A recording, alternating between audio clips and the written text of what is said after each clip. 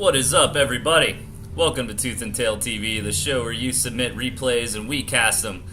I am Delthius, as always, and joining me tonight is Laru. What's going on, man? Not much. Super excited for this. Everyone's been really great to me since I joined in. Yeah, so Laru reached out to me wanting to do some casting, and if you've been a longtime viewer TnTTV, you might remember my buddy Icebox, and he's still dealing with his baby, and it's been a little while now, so I decided maybe it's time to bring in some extra casters. I've had a lot of outreach from different people who want to get involved, so I mean, if you want to give casting a shot, man, hit me up on Discord or send me an email.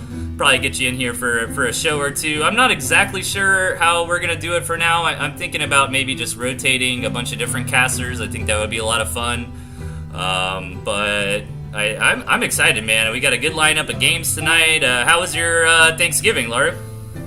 Oh, it was pretty good. We had a late dinner with the family, and this was just nice and simple. Nothing special. That's kind of how I like it. Yeah, man. Thanksgiving's like my favorite holiday. Just hanging out with the family, eating some good food, having a good time, man. It's always fun. So I appreciate everybody joining us tonight. Thanks for the follows, Shadow31313. Kyrie, Lowell, and Sturmley. I appreciate it. Welcome. So we've got a good lineup of games tonight. I've got 12 here. I really appreciate everybody that keeps sending me replays. It's super awesome, man. Now, Massive Stealth just started doing this Pocket Bot tournament that I guess he's planning on automating every week. So I do have a bunch of replays from that, but I kind of wanted to get to the regular submissions first. And if I run out of content, we can get to some of the tournament games. But really cool, man. The more tournaments and stuff like that the community can get going, the better. And speaking of tournaments, check out the Twitch profile underneath the cast right now. Josh on Discord is organizing a tournament called Josh's Royal Training Ground. Jeez, can I talk? That's going to be this Saturday, I believe, December 2nd, right? That should be Saturday, 12:30 EST. I'm going to be casting it. Jed Erickson's going to be casting it. I've got Google Docs. I've got a challenge sign up there. So get involved. Join that tournament. Let me think. Any other announcements before we get started? Yeah, I started my YouTube channel, guys, because I was lazy forever, but Twitch is now starting to delete my old broadcasts. So if you look under the Twitch profile, there is a banner for YouTube. You can click on that and head over to the YouTube channel, and I've got like maybe 5 or 6 videos up there, but eventually I want to get everything situated on that YouTube channel. So all the historical TNT content will be up there for your viewing pleasure. And so let's introduce our guest caster a little bit. Laru, when did you get into Tooth and Tail? I got into it for the autumn sale. A friend got it to me after I was telling him about it, and it's like I just got super into it. Like within just a few days, a bunch of the more pro players started teaching me. They've been really helpful. I'm trying to get into that Royal Training Ground because it seems fun. I just got sucked into it. The story was great. Everything about it just seems so good. Especially the controller, like being able to sit back and play is amazing. Oh my god, yeah. I know it's like quote-unquote more competitive to play with keyboard and mouse, but I just love being able to play an RTS game, like sitting down on the couch in the living room, with a controller. I'm totally a controller guy too. So you're a big Smash Bros guy, you were telling me. You a Melee fan, or isn't that the competitive one? Yeah, people will argue about what's best, but I think it's good to move on. I follow Smash 4 more because it's the only fighting game where people don't move on from the older generations. Like everything, like Street Fighter, it always just they kept going and going from 3 to 4 to 5, whatever. Yeah. And Melee, they just want to stick with that really hard. But they're both completely different scenes, and it's pretty impressive, really. Yeah. Street Fighter 2 and Super Smash Bros. Melee are kind of like my go-to games if I have buddies over. Maybe drinking a couple beers, just hanging out, and always good to whip those out for sure. So. I think we're gonna hop into it. We got 12 on the lineup. That's typically what I go through. I've got plenty more in store in case maybe we get some good viewership and go a little longer tonight. Chad, if you could please let me know about the audio levels. It's been a little while since I've had a guest streamer. I did test, so I think it should be okay, but if you guys could just chime in for me, that'd be pretty good. So You ready to get started, man? Game number 1, Sly Fox versus Jet Erickson? Yep. Alright, let's do it. 3, 2, 1, go. Alright, spawning in the 3 o'clock position, we've got Jet Erickson. And in the 7 o'clock, we've got Sly Fox. Alright, so let's take a look at this map here. What do you think about this map so far coming into this game, Laru? There's nothing in this map. It's so open. Yeah, aside for from sure. that mill on the left there, this is just a battlefield. Yeah, it is really short, which is probably going to gear this game to be a little more aggressive, and I'm a little worried about Sly Fox if this does go late, because it's going to be really difficult for him to expand, but sure enough, you know, both players going for that 5-farm Warren opening, pretty standard. We'll have to see if anybody throws down a double Warren or anything crazy like that, and see how this early game progresses from here. And what do you think of these deck choices? I mean, it looks like Sly Fox is trying to do something crazy. I think if Sly was on Jet's starting zone, it'd be much better, because that middle mill right there, Yeah. that Jet is already building on, because he'd be able to set his defenses in that central point, which should get him so much more territory. Right. 'Cause right now, he kind of has to build left or right. Yeah, that's a good point. And also with Sly Fox's build, it looks like he's trying to gear to that like macro late game type of style. And I totally agree, man. Like if he had Jet Erickson's position, this would be very favored for him, because he's got all those expansions right there. He can get his territory out, get some of those defensive structures going, and looks like Jet Erickson is gearing up for an attack. We'll have to see if this pans out for him. I mean, squirrels are really good on defense, so we'll have to see. So far, yeah, that's what I was thinking, man. Sly Fox is going to take that pretty handily. That's one thing I've been noticing on the ladder a lot lately, guys, is, you know, squirrels, man, for defense on early rushes are very, very good. I played against Chip earlier, and he just dominated me with some lizard aggression, because I had lizards on my own, and they just don't have the range to really be able to defend, so we'll have to see. I mean, go ahead. It looks like Jet doesn't see that expansion right next to him, so I'm wondering if he's gonna be able, or Sly is gonna be able to set up defenses without Jet having any idea. Oh, I didn't even notice that. Yeah, you're right. He hasn't even really scouted the entire map yet, and that is pretty hilarious. I mean, if Sly Fox can get in there and secure that, maybe set up a balloon or something, that's gonna be funny. And let's see what Sly Fox is going for. It looks like he's gonna do just that, setting up a balloon right outside of Jet Erickson's range here. That's gonna be crazy. Fix. Oh yeah. Now he does see it. I'm looking at Jet Erickson's visibility here, and he is aware of that balloon. I'm not sure if he actually sees it, but technically he sees it, right? So.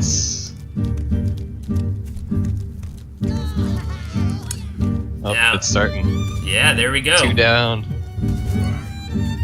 That is going to be very annoying for Jet to deal with. Now, he is going to be able to come in here and clean that up, but it's going to allow Sly to come into the front and knock down all these Warrens. I think that was a pretty good value play for Sly, especially if he manages to get out of here with the rest of his army. I mean, what are you thinking about these positions, Laura? It's pretty good. Those toads kind of got shot down before they could do much damage. He's gotten all those Warrens, and Jet's got to pull back and try and use those Warrens for defense now and hide behind them. He's letting his squirrels get picked off too much. Yeah, someone in the chat was asking about the skins. Yeah, they're actually a bunch of mods. I have quite a few skins, you guys will notice. I try to... The main focus of this stream is kind of like a community showcast, guys, so any kind of content creators, like skin makers and stuff, I try to show off, and most of the skins are from Alogian. There's a Google Doc that's available underneath the Twitch stream if you're interested in getting some of these, but the Chinese Pig Farmer skin is actually from Awkward Fish Guy, and sure enough, man, that's going to be it. Sly Fox with some really good aggression just manages to steal that game out. Yeah, that was definitely a scouting problem. I was watching Jet's vision, and he was just barely on the edge of that mill there. Yeah, it was rough, but that's exactly the kind of game we love to see here at TnTTV, guys. It's just crazy stuff like that, man. I mean, meta games are always really neat, but... Okay, so Premium Bow, I see you in the chat, man. You gotta let me know. Alright, this next game is gonna be Premium Bow versus 3 AIs. What difficulty are these 3 AIs on, Premium Bow? Let us know. Do most people use a controller or keyboard mouse setup? So it's more, it's more competitive to use a keyboard and mouse setup. I mean, I play at a relatively high level and I use a controller. But for observing games, controller's really, really good. But any of the top players, I see Mishi in the chat, so maybe if you just bought this game on sale, or maybe you're thinking about buying it and you have any questions, I think I recognize a couple of the big names of the community here, so hopefully they can help you out, answer any questions you got. But I think it kind of comes down to personal preference, because you can actually hotkey, because the big advantage you get from keyboard and mouse is you can more quickly scroll between your unit groups, but I believe you can hotkey those on your controller anyways, so. Oh damn, man. Okay, so Laru, this next game is gonna be Premium Boat versus 3 AIs, all on Ruthless, the hardest difficulty, so. It's gonna be a good one, man. Are you ready? Yep.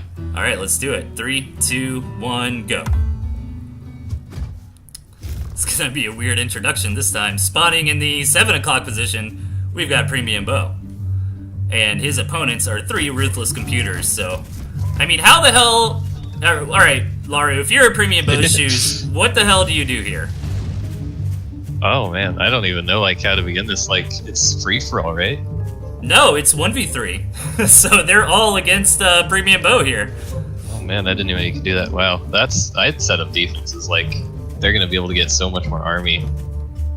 Yeah, already all the computers are, it looks are like at he's 8 farms.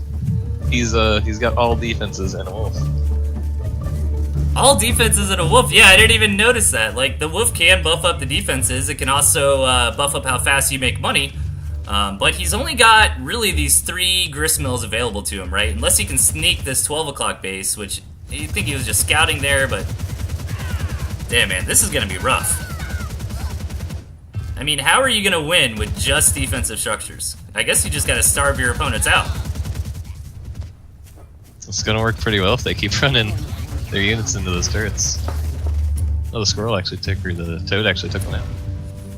Yeah, the computers are really gung-ho, man. They like to zerg you. They just like to constantly throw units at you, so... These few turrets up front are really getting a lot of work done for Premium Bow. This is like crazy. 3's that magic number to take out the toads on time. Yeah, but... And that snake is gonna do absolutely nothing. Snakes cannot attack buildings, so... This is just hilarious. Oh man, oh no, my timer sensor's not on. Oh, I know why. I organized my streaming folder and I moved around all my artwork, so I'll have to fix that after this game. Yeah, I have like a little sensor over the timer in the bottom left to prevent spoilers, you know? Man, what is this, dude? This reminds me of like turret defense from old like Warcraft or StarCraft used map settings or something, right? Like just constantly mowing things down. This is hilarious. It's definitely an interesting interesting build. I wasn't really sure what to expect when coming into this. Yeah, I mean, can only imagine how fast the turrets are going to shoot with a wolf buff.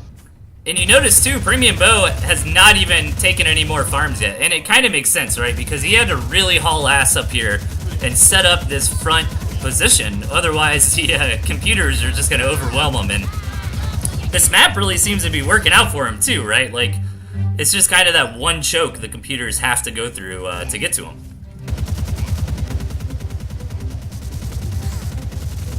Man, this is hilarious.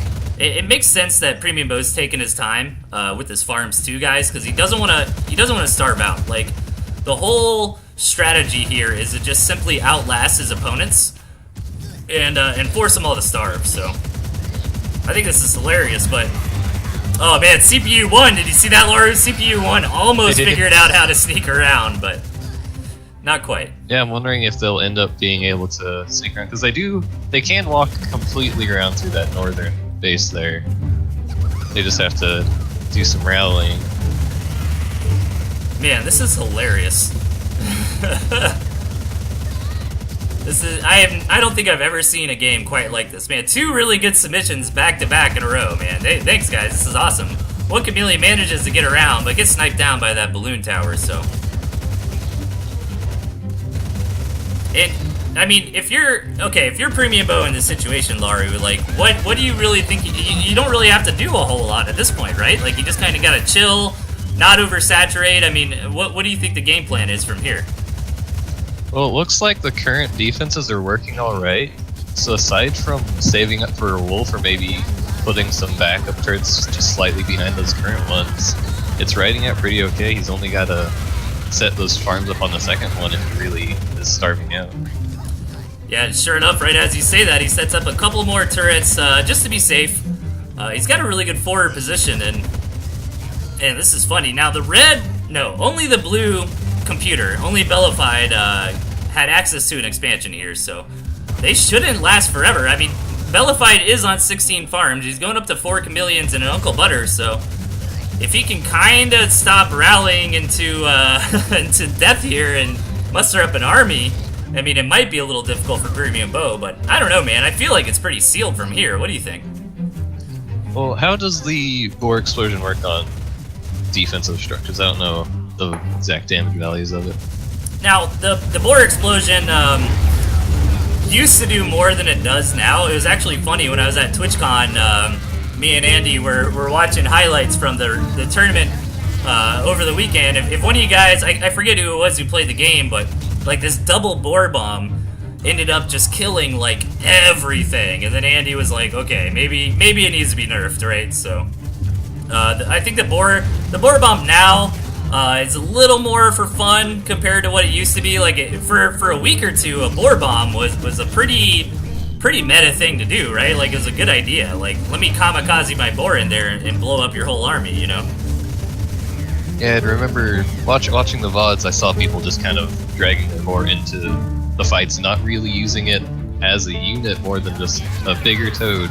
But now, the more recent ones, everyone's seeming to pull it back and actually use it for his flamethrower. So the yellow computer did manage to sneak the Skrismill over here, but we've gotten far enough into this game now where everybody's main base, especially for the fact that the hardest computers get an economic advantage up front, so they're all starving now. So Premium Bow is gonna win this 1v3 against the hardest computers without building a single offensive unit. Like, that is just crazy, man. Yeah, I don't think he went above 6 turrets. Uh-oh. Not even needing the wolf or the cannons. This solid snake chameleon managed to sneak by, almost got a farm, but couldn't quite take it out, so. Yeah, that's gonna be it for the Archimedes computer. He's starved out now, and Hopper's on her way out as well, so. God, this is funny, man. What a good replay, Premium Bow. Interesting, I see the gristmill there that didn't have any farms it still was playing the meat animation. Despite no pigs being there. Yeah, that was kind of weird. I did notice that too. Yeah, I guess a farm with that's idle. I mean, a gristmill that's idle rather shouldn't be playing that animation. But if you notice, Hopper's over there. Oh, I thought it was. I thought I saw for a second the red gristmill in the corner was doing the same thing. But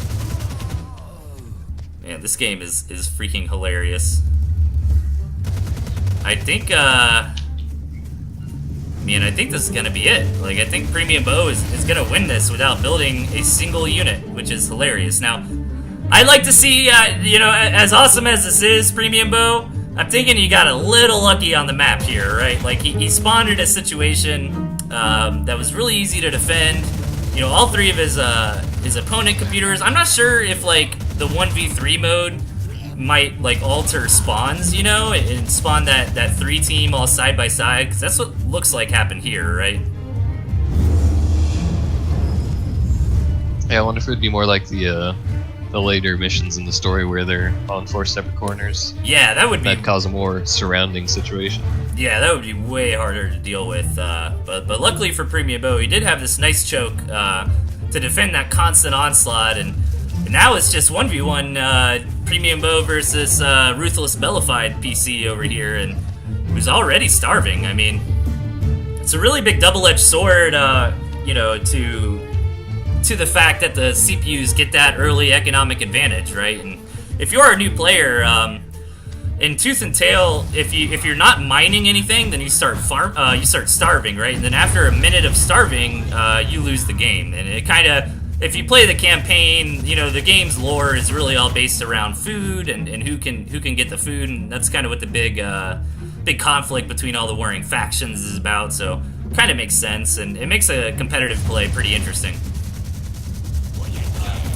3.5 hours of attempts to get the win. That's pretty dedicated play. Yeah, that's what I was thinking. I was like, this guy, if you got this lucky on the first try, man, I would be pretty impressed. But you got some good map RNG here. You played really well. I'm impressed. I love this replay. I think I try to create more drama for you guys, but I mean 0 farms to 4. I mean Bellified starving, and I think this game's about to wrap up here soon. And I can't create drama if I wanted to because I forgot to put my sensor up, Laru. The timer sensor, so we know when the end's coming. Yeah, I've been meaning to get some kind of widget for OBS where I could add my own timer, right? Like on top of the sensor. That way people still have a sense for, you know, like when was Chip doing this build? You know, oh, he took an expansion at 4 minutes in or something. That's kind of the only downside of having that sensor there. So.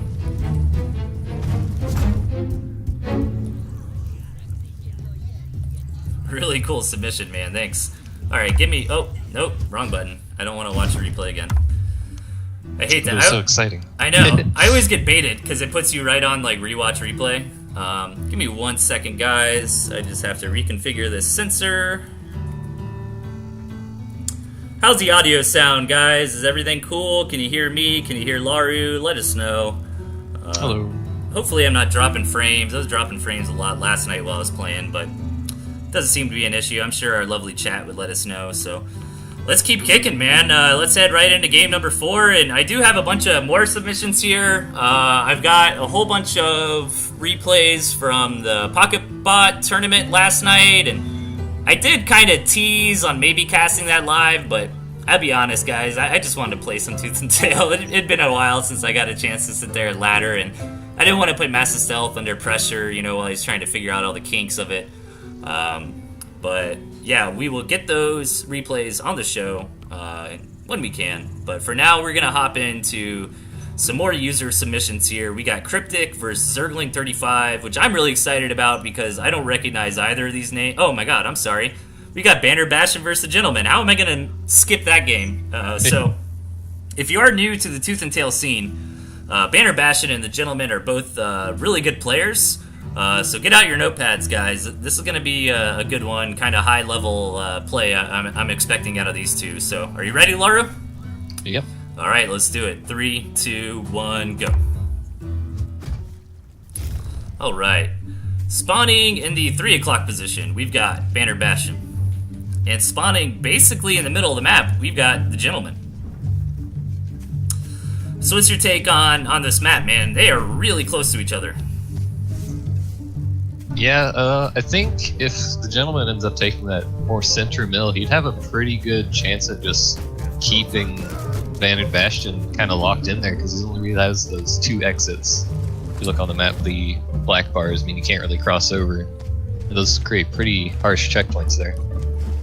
Yeah, that is true. Like, if the Gentleman took that gristmill that's a little closer to Banner Bastion's base and set up some nasty barbed wire or something like that, that could be pretty intense. So, now, taking a look at these decks here, both players do have the Owl, which kind of signals to me that they want to take the game a little later, which isn't always the case. Like, the Owl is just a good choice to put in your deck in case we get to that late game phase, you know, but a lot of times it's not taken, and we'll have to see. Gentleman's positioning here for some aggression, but he's got to be careful, and if you are new, I believe, and quote me if I'm wrong, any high-level player in the chat, but you basically need all 3 of your lizards to get in there and snipe a pig, right?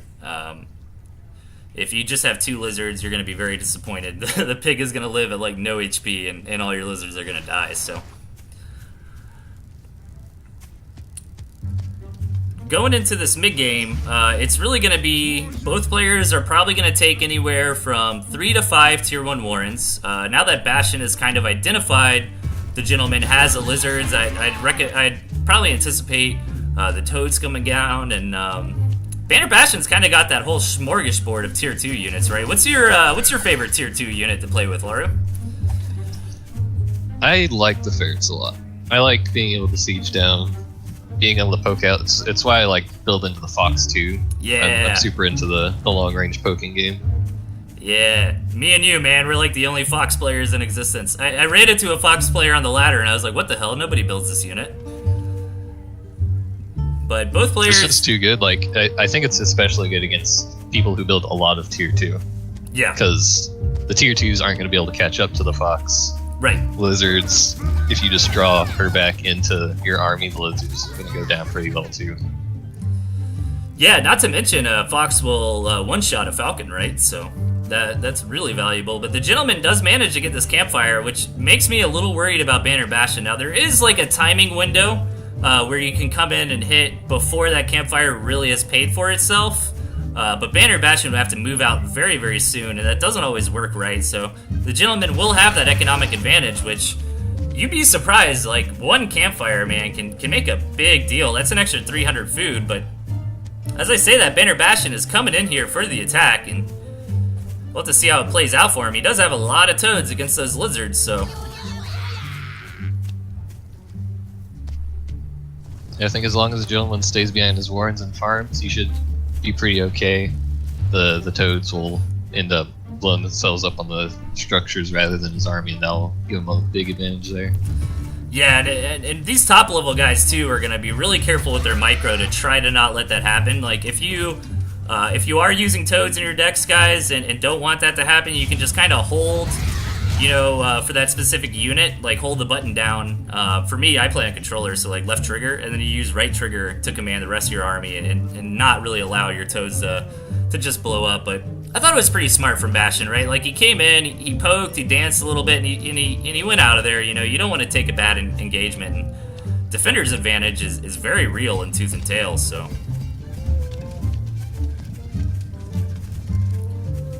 Looks like he did take that middle mill, and those skunks too are going to do so much against the squirrels. He's building a lot of squirrels, and the skunks do some big damage for that kind of tier 1 army.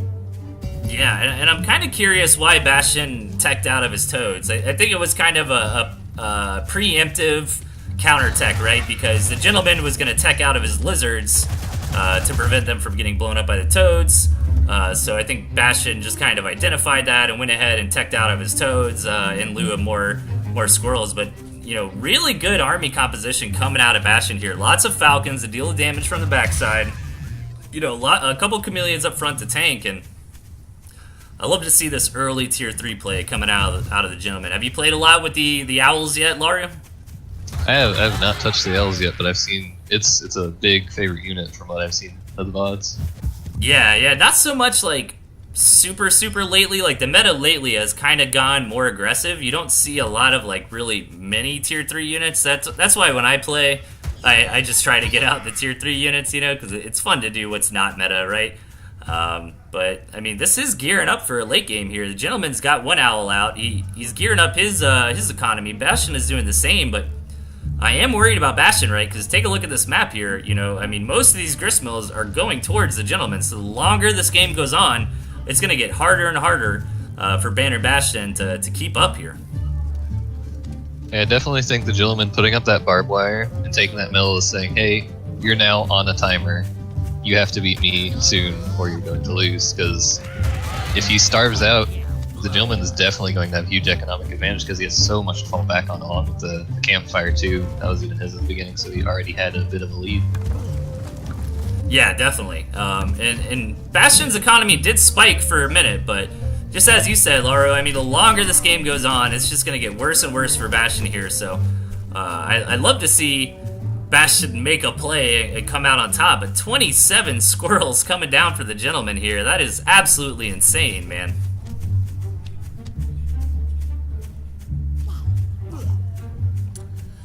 We'll have to see. I mean, both these players are just kind of waiting, biding their time. It gets really technical when you get to this phase of the game, right? Because if one of these guys thinks now's the time to move out and makes the wrong call, I mean, they're going to lose the game, right? You can't afford to replace these armies at this phase of the game, you know? Especially with it being such a close range map here, like their bases aren't too far apart. If they lose too much of their army, they won't have time to rebuild it.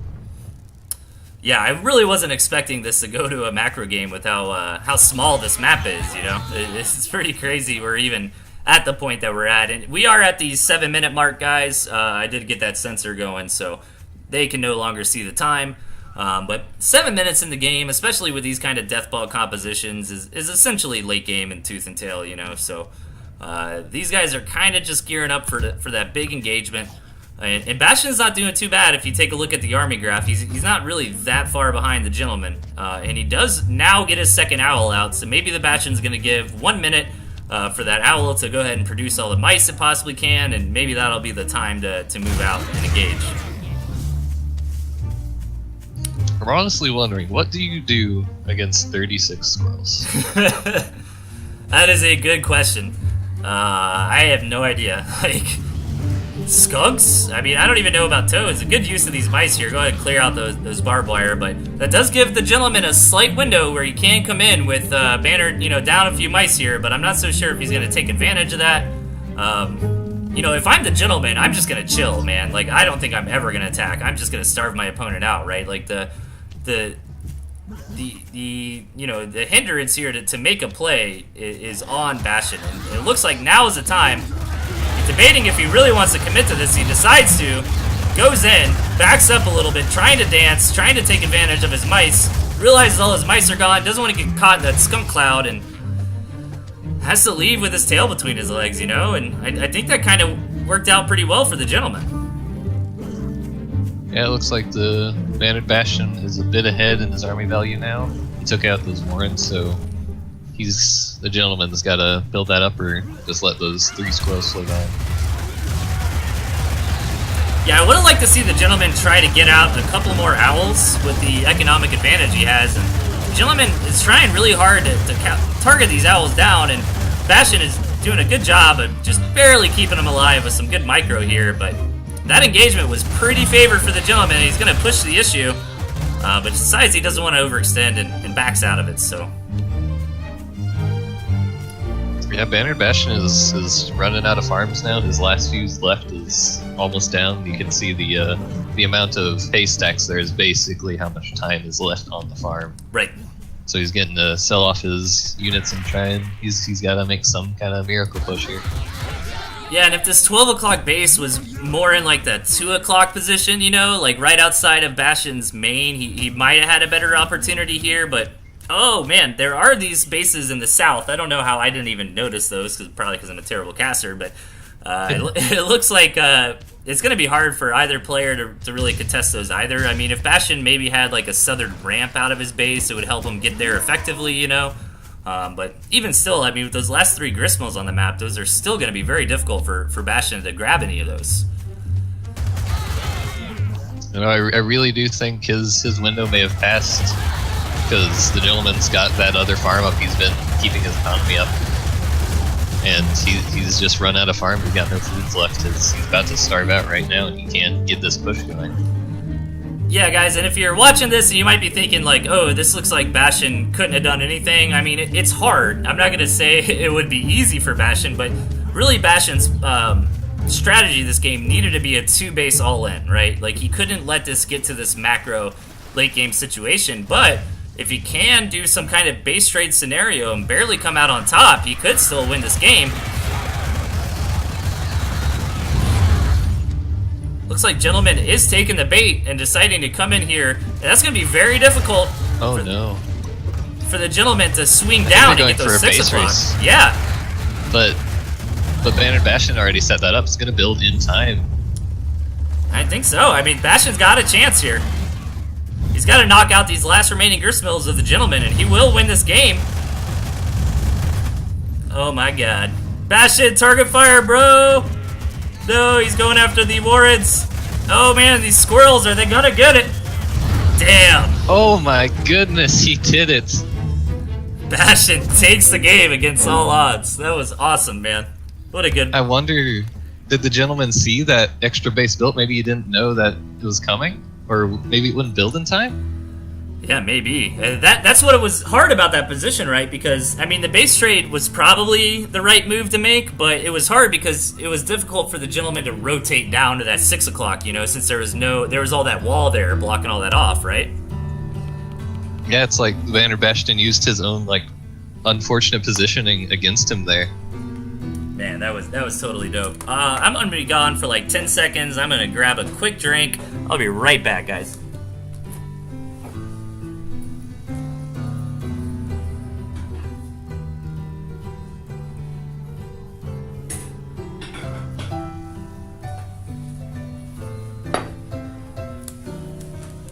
Okay, sorry about that. If you are just joining us, welcome. This is Toothandtailtv. I know we might have a lot more newer viewers than normal tonight because that autumn sale going on for Tooth and Tail right now.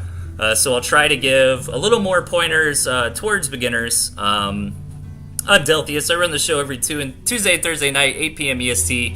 I've got Laru joining me tonight. It's his first time casting with us here, so give him a warm welcome, everybody, and what else we got going on? I did finally get around to making a YouTube channel, so check that out. It's in the Twitch profile. We got an upcoming tournament going on this weekend on Saturday. Josh is organizing, so sign up for that, man. And it doesn't matter how good you are, it's just fun to compete in tournaments. Like, didn't you say you're gonna sign up for it, Laru? Yeah, as of now, I think Vix is looking to take me on. I've had some training with Chip. He did a very hilarious impromptu session there, and Sly Fox was training me too.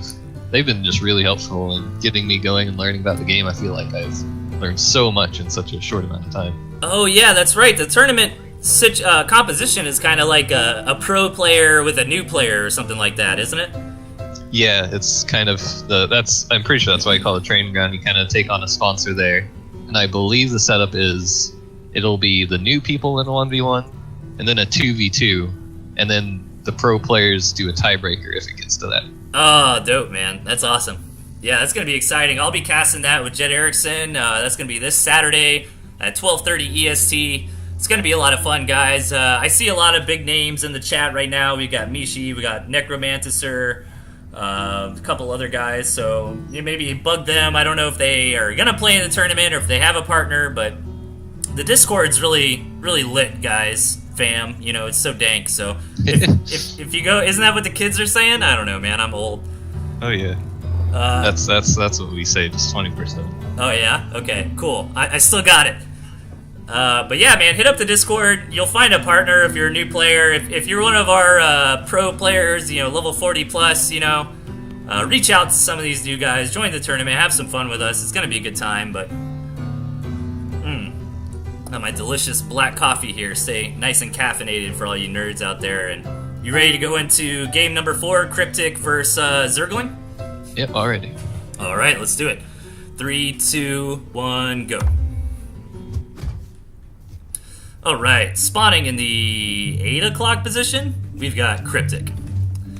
And at the 2 o'clock, we've got Zergling. And man, I love these snow maps, man. Like, you since you just started, like, for a few months, I mean, the game is really, really new, so I'm acting like I've been playing forever, right? But for a while, all the maps were, like, the same flavor, and then kind of recently, maybe a month ago, they introduced a patch, added all these different types of maps, like the jungle, the swamp, the snowy plains, and I think all that's really cool to see, so.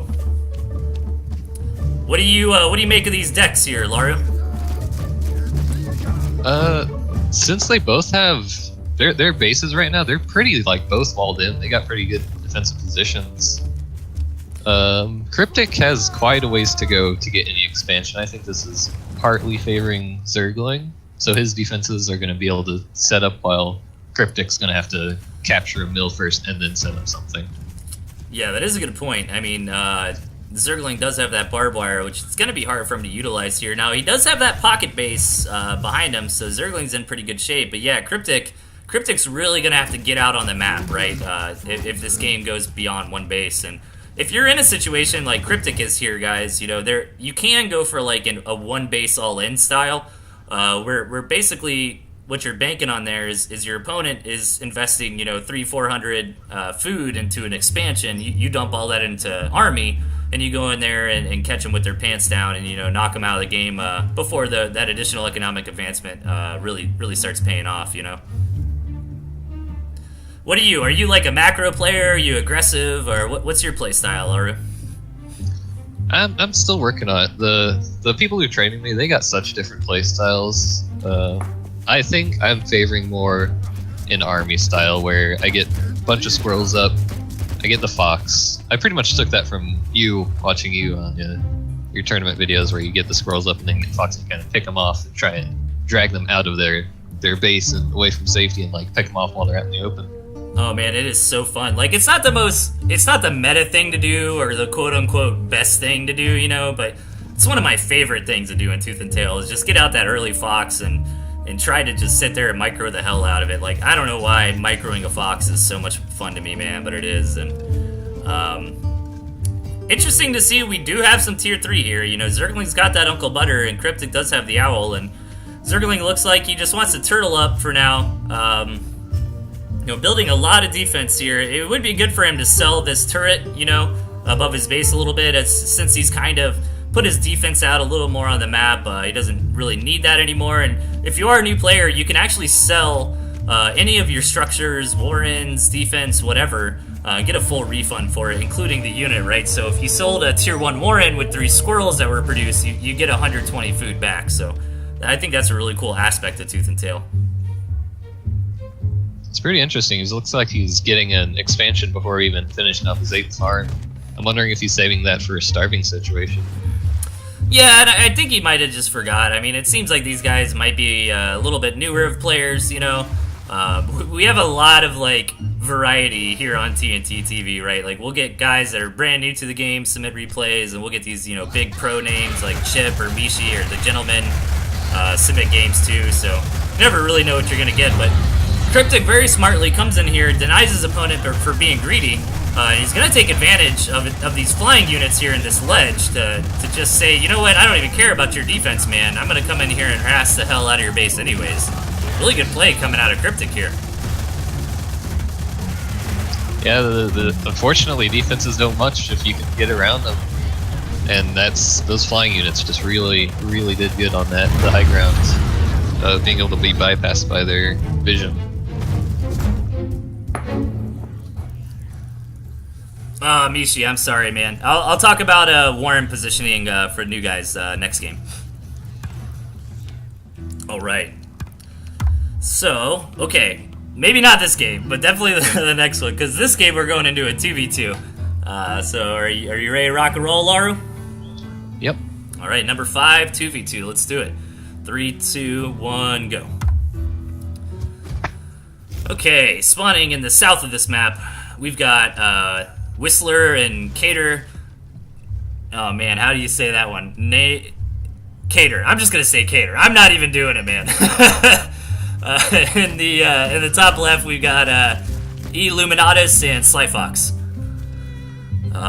So again, one of these snow maps, which I really like, doesn't really matter at all, but so Mishi wanted me to talk about warren positioning for new players here, guys. And you know, the positioning of your warrens is actually very important because they allow your units to kind of buffer and hide in them. And because the AI of the units in this game don't do a really good job of differentiating buildings from attacking enemies, right? So if you've got 6 squirrels and I've got 3, but I'm kind of hiding behind my warren that's taking some damage and my pigs are firing, I could possibly win that engagement, but Slyfox is doing some crazy nonsense already and building this campfire right outside Cater's base. So what do you think of this?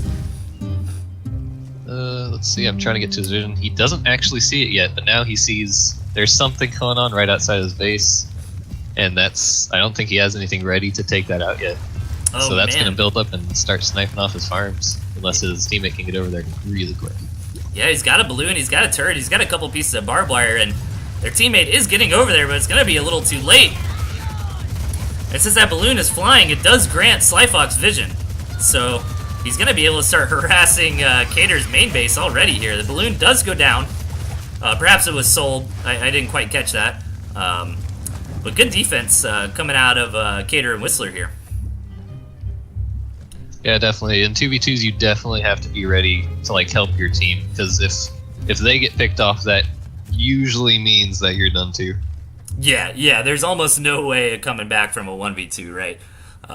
But I'm really loving Slyfox and Luminatus' strategy here. I kind of coin it like the Siamese twin style, right? Where if you notice, Slyfox just has a bunch of tier 3 and defensive structures, and Luminatus kind of has that standard build. So what I'm thinking that Slyfox wants to do here is really macro up and get out those big value units like the Wolf and the Badger and set up really good defensive structures, split the map off really well, and great pickup from Cater, just knocking that campfire out. So yeah, he's already setting up a Wolf, and he's like, let's see, that's 6 farms, right? Yeah, Wolf before 8 farm, man. That's the new style.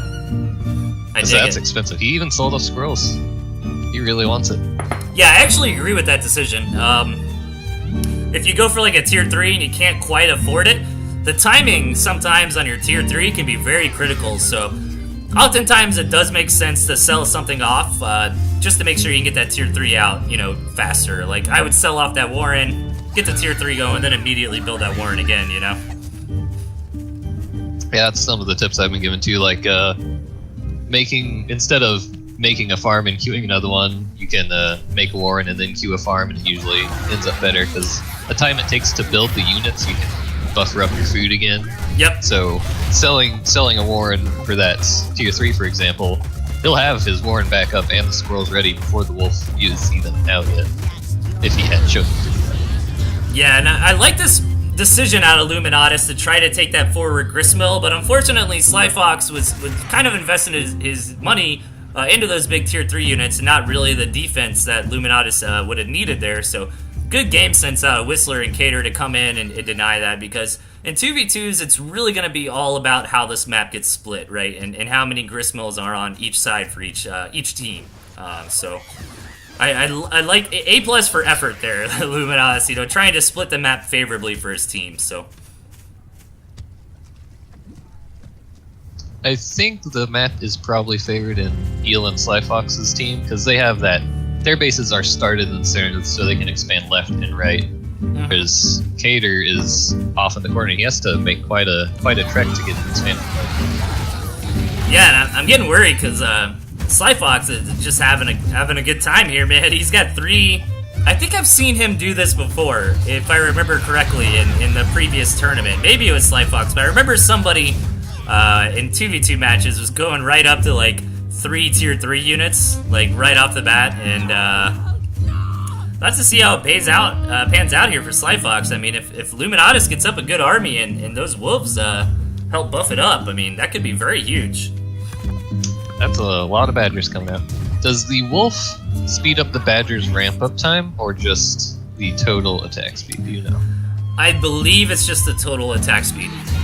Correct me if I'm wrong, chat, but the Wolf is just gonna buff your movement speed and attack speed, and then also production rates of buildings and farming rates of your pigs. So, I mean, this is gonna be an interesting big game because I feel like Whistler and Cater kind of have this bread and butter composition going on, right? Like they have a nice standard army comp. They got plenty of tier 1, tier 2s. Whistler's getting that owl out, and meanwhile over here, man, Slyfox is just going crazy with these tier 3 units, and we'll have to see if it works out for him, man. What do you think? I mean, 2 Badgers, 2 Wolves. That's pretty insane. A Badger buffed up by a Wolf is no joke, man. Even rushing those tier 3s with 2 Wolves buffing his economy, he's going to catch up pretty quickly, even building all these defenses. Because they're just starting their expansions now, and with the Wolves buffing it, he's basically on par, even with rushing the tier 3s. Right. Great attack coming out here from Whistler and Cater. But here we go. Let's see if it works. 2 Badgers, 2 Wolves. Coming in here to defend his ally. Excuse me. Damn, those man. Badgers are going absolutely nuts and catching out that owl, which is a pretty big hit. Yeah, that's absolutely insane. He nearly lost that one Badger. That was pretty close to poisoning it out. Oh, that's funny. I tried to mute my microphone to cough, and I muted the game and coughed. Oh man, I am the best. I am the best streamer, you guys.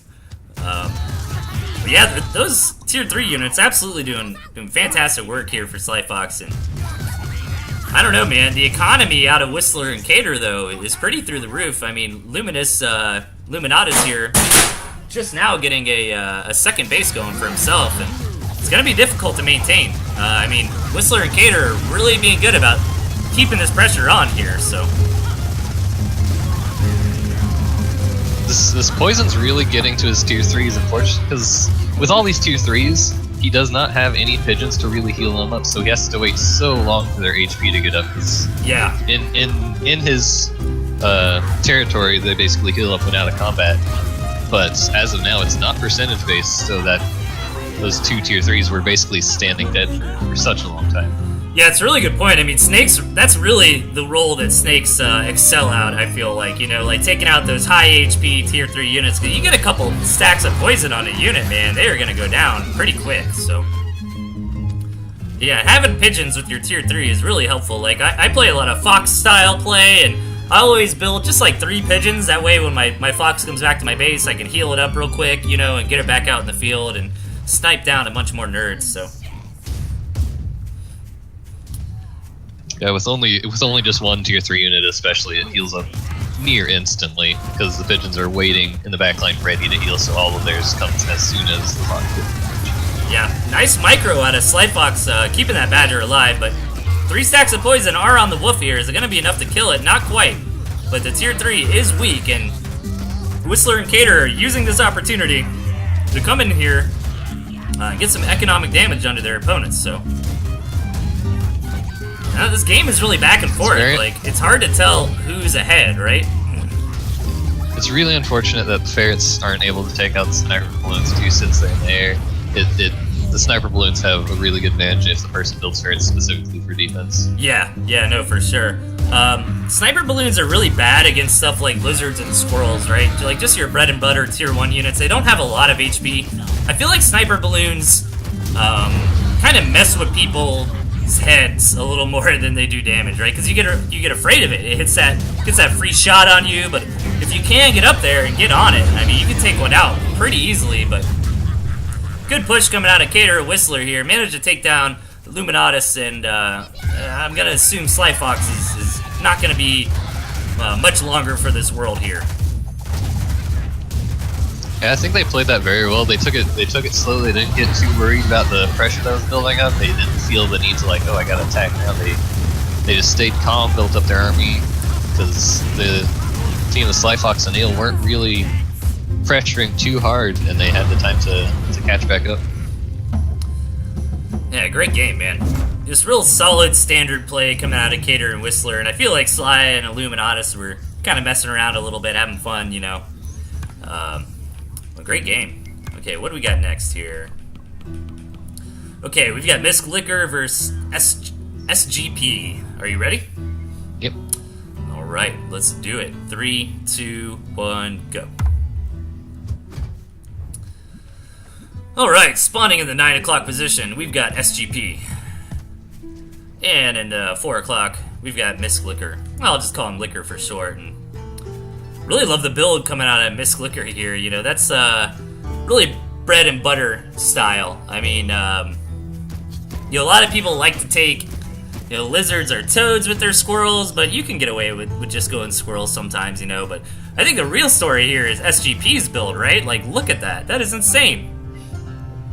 Yeah, I can imagine, once again, if the positions were swapped, if SGB had taken that base, there's no way out of, right now, SGP's base, there's no way out of it except that bridge, because he's completely walled in. And I can imagine if he had Liquor's position, and he took that forward mill there, that would be a big, big problem.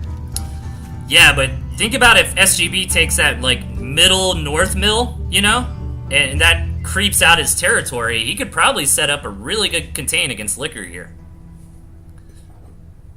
It's definitely interesting, because SGB is blocked in, however, Liquor is pretty far away from all of the bases. SGB would have a much quicker time advancing. Yeah, I think... I'm not sure what SGP...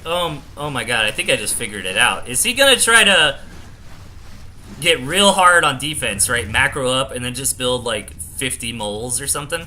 I've seen guys do that before.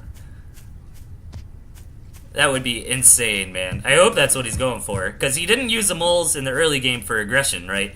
That's got to be what he's going for, I'd imagine. Like, typically when you take a lot of defense guys, you're you're wanting to position the game to a macro game. So imagine if SGP had the same build, but instead of moles, he had owls, right? Like, that would make a lot of sense because you kind of want to turtle up, take a bunch of bases, and get those owls out for all that value. But he's got the moles, so, I mean, what do you think? You think he's going to try to macro and just build a ton of moles here, or what?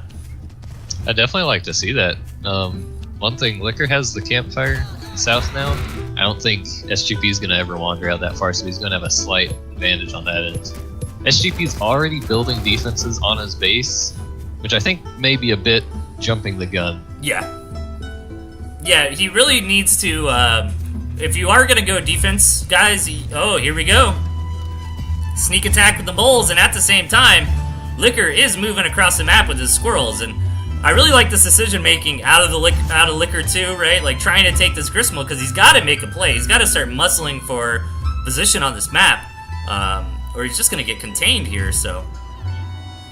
And at the same time... It's definitely a workout, because why would why would Liquor go back if there's nothing there? There's no reason he should see that happening. Yeah, and, you know, SGP does have enough defense at the moment to kind of hold on in his main base while he's not there. I mean, yeah, sure, this Gristmill is going to go down, but this sneak attack over here with 8 moles, the Night Mole is coming in. Oh, 9 moles coming up, 10 here now. Yeah, I got a night skin for the moles. They look pretty dope. Yeah, I think it's a really good idea out of Liquor here to take this base. I mean, you kind of have to, right? Or otherwise, you're just going to give the whole map to SGP. Nice siege from the Ferrets, but here we go, man. The army, the mole march has begun. DJ Soak would be proud. Coming in here, he's going to just snipe down the Gristmill. Oh, my God. Oh, that went down so fast. Now, he's going to be disappointed he didn't just win the game. You know, Miss Liquor has another Gristmill. He's got the campfire, so it's going to be difficult for SGP to seal the deal. And it looks like he might just be conceding his main base here and wanting to set up shop at Liquor's old base.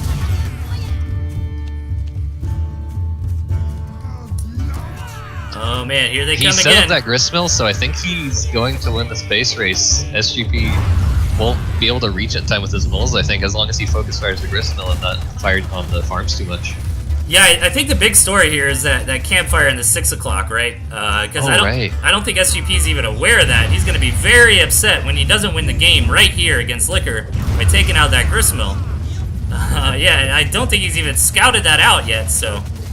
He did a very smart thing setting up the Gristmill as he was going by, too, because that kept him from getting knocked out right there. Yeah. As soon as he took it out and saw that the base race was happening. Just set up Gristmills and hope it builds in time. Man, I feel bad for SGP here, man. Like, he is still not aware of that campfire in the south. Liquor's got plenty of money. He could take another Gristmill and stop this base race from ending the game immediately. And I feel like SGP's mole army is definitely stronger than Liquor's, right? He's only got a couple ferrets and a squirrel to his name, so it's gonna be difficult. Oh, here he goes, though. I think he's about to spot it. Sure enough, he does. These moles are gonna come in here and just beat the crap out of this campfire. New grill, that new mill up too, so he's got another base, even though he found that camp. Man, this is like whack-a-mole of a base race here, dude. This is nuts. They just traded places. Yeah. Like nothing ever happened. Yeah, but again, man, that mole army coming out of SGP here, Liquor's really got no army left, and that turret's not going to survive.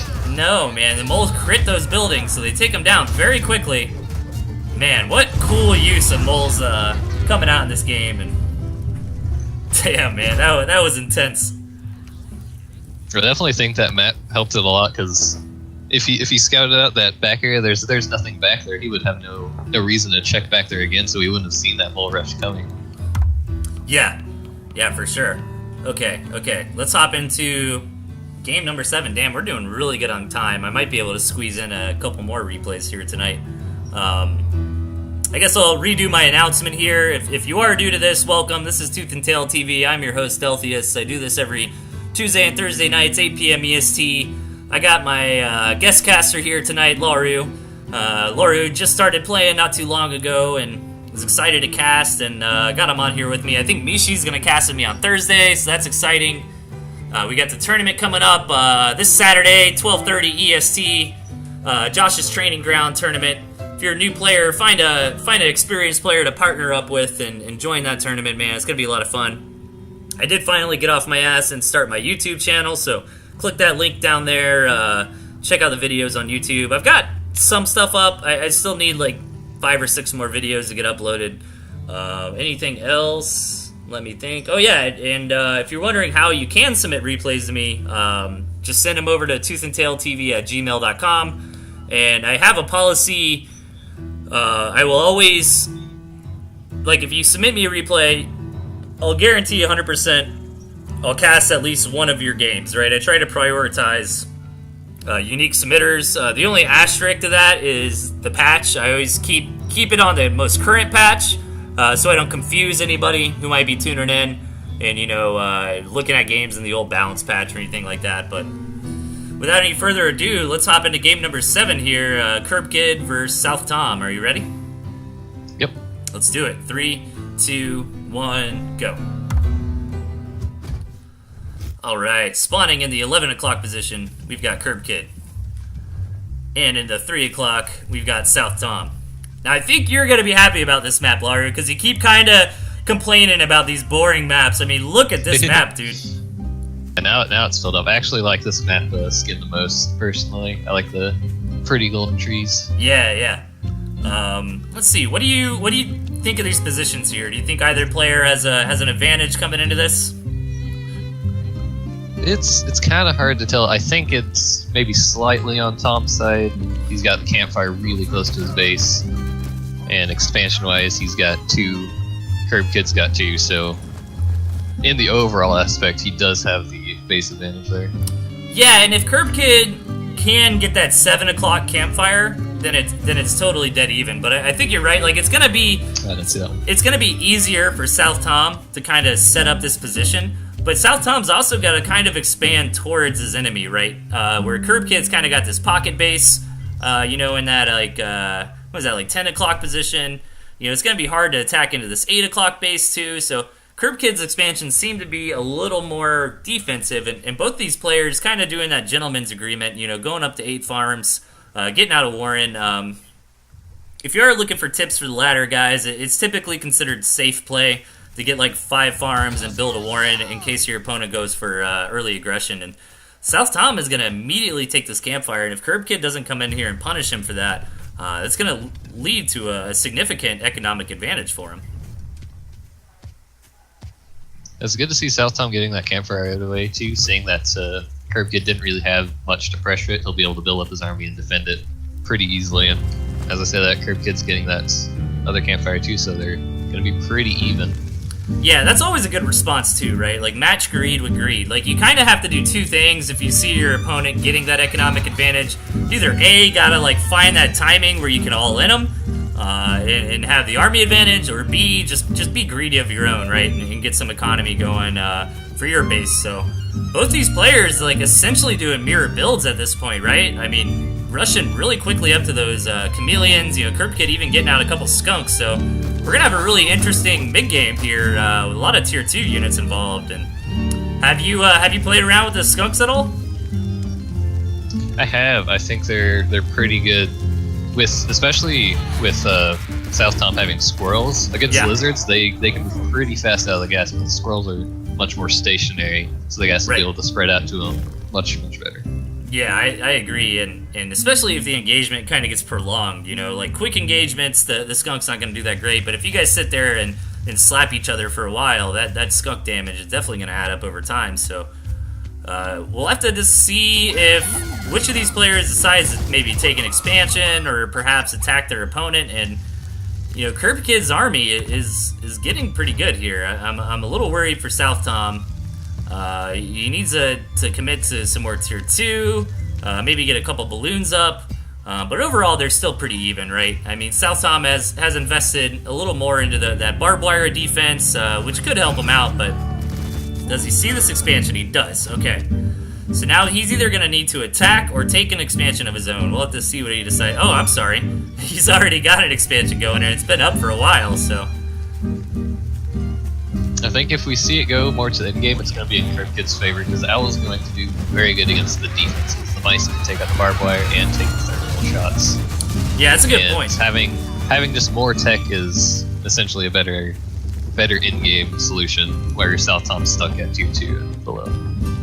Yeah, no, I totally agree, man. Like, having that owl is just basically investing into your late game. It's kind of taking up a deck slot, you know, for most of the game where it's not going to be used, but if we do get to this, like, split map position, that owl is going to be very, very important. And good decision-making out of Curb Kid there with that attack, by the way. You know, he kind of came in, he poked a little bit, he decided, maybe not right now, and didn't want to overcommit, so... I like plays like that, because it can be really hard to judge, you know? If you overcommit to one fight, you can essentially lose the whole game. Yeah, knowing when to back off is such a big part of it. Even if you win a fight, it may not be the best idea to go in, because they're going to have reinforcements ready, they're going to have those warrens to hide behind. So sometimes if you win a fight, you may just want to take that army value win and get back and spend that food. Yeah, man, I have lost so many games like that, and that is the most infuriating way to lose a match, right? Like, when you take a big fight, you're like, okay, cool, I'm going to go in and get some work done, you know, and then the defender's advantage just kicks in, and you just trade you just totally cancel out that big advantage you just got for yourself, you know? That always feels painful. I think that's another important thing about more forward warrens, is not only... is it's getting you that kind of territory control. It'll mean your reinforcements get out there faster. When you put, like, for example, aside from that tier 3, you do want to hide your tier 2s and 3s. Right. You don't want those to get destroyed or sometimes even spotted. Yep. But, yeah, getting reinforcement faster is saving time, and food is basically resources in this game. People say a lot.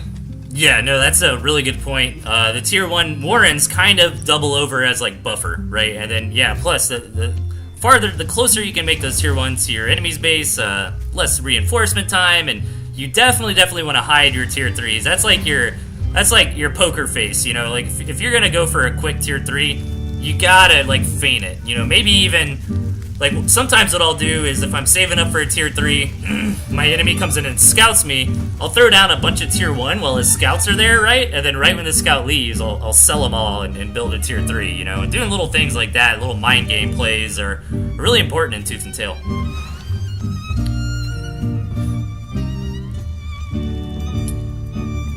Hey, Curb Kid, I mean, both players are getting up to that last Gristmill here, the 3 bases, and I think you're right, man. This is going to get more and more difficult for South Tom because he doesn't have, you know, if you look at his army comp, he does have a ton of squirrels, but he doesn't have the falcons, the winged demons, right? And I feel like the winged demons do a pretty good job against the owls. You know, they can mow down those mice pretty quickly, then get in there and do damage to the owls.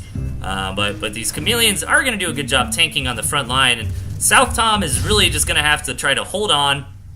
And, you know, hopefully his chameleons will tank the brunt of Curb Kid's attack and get the squirrels to finish up those owls on the back end, right? Yeah, I'm not sure with how many small units he has. I don't know if the pigeons are really going to have time to heal up, because with all those numbers coming in really fast pigeons, they have a lot of time that it takes to build up that HP. Yeah, pigeons nowadays, I feel like the best use for the pigeon is kind of something like the fox play I was talking about earlier, right? Where you kind of go in, you know, you get value done with the fox gets really low HP, you run it back to your base, heal up real quick with the pigeon, and rinse and repeat. But I'm getting more and more worried for South Tom here as this game goes on, because that owl count is just getting higher and higher for Curb Kid here. And Curb Kid is also doing a good job of not oversaturating his third base, right? You want to... when you're in a situation like this, you got to play for that ultra late game. You don't want to oversaturate, and because it will eventually get to a starving situation, right? So you want to make sure you got a couple farms left over for that situation. It looks like South Tom did that. He left that one open. Yep. To basically stall the game as long as he can. Yeah, and South Tom did a good job of repositioning his defenses. I like that a lot. You know, kind of creeping your defense forward. And man, we got a Cold War situation going on here, man. These guys are just in an arms race, drawing the line in the sand and kind of staring at each other. So we're going to have to see who decides to move out first. I'd imagine Curb Kid is just going to come in here and harass with those free mice, right? He's got a ton more balloons to fall back on, too. South Tom's only at 2, where Curb Kid's at 6. Yeah. That's a lot of defense investment. Yeah, Curb Kid did a really good job of splitting this map, and man, 12 chameleons coming out of South Tom, which is not negligible. I mean, that is definitely a thing, right? And, oh my god, I didn't even notice. He's almost at 40 squirrels, dude. That is crazy. Do the balloons see the chameleons when they're stealthing by? No, there's actually no stealth detection in the game at all.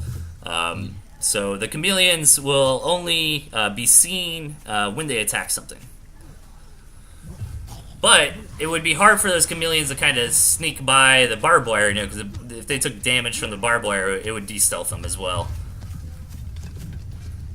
Man, this is just getting crazy. It feels really bad when you get into these situations and you don't have the owl, you don't have the falcon, or any of those good late game units to combat with. I feel like when Curb Kid decides to pull the trigger here, it's going to be hard for South Tom to defend, and I think that's why it's kind of at the standstill, right? Because Curb Kid doesn't necessarily want to attack into all that static defense, you know?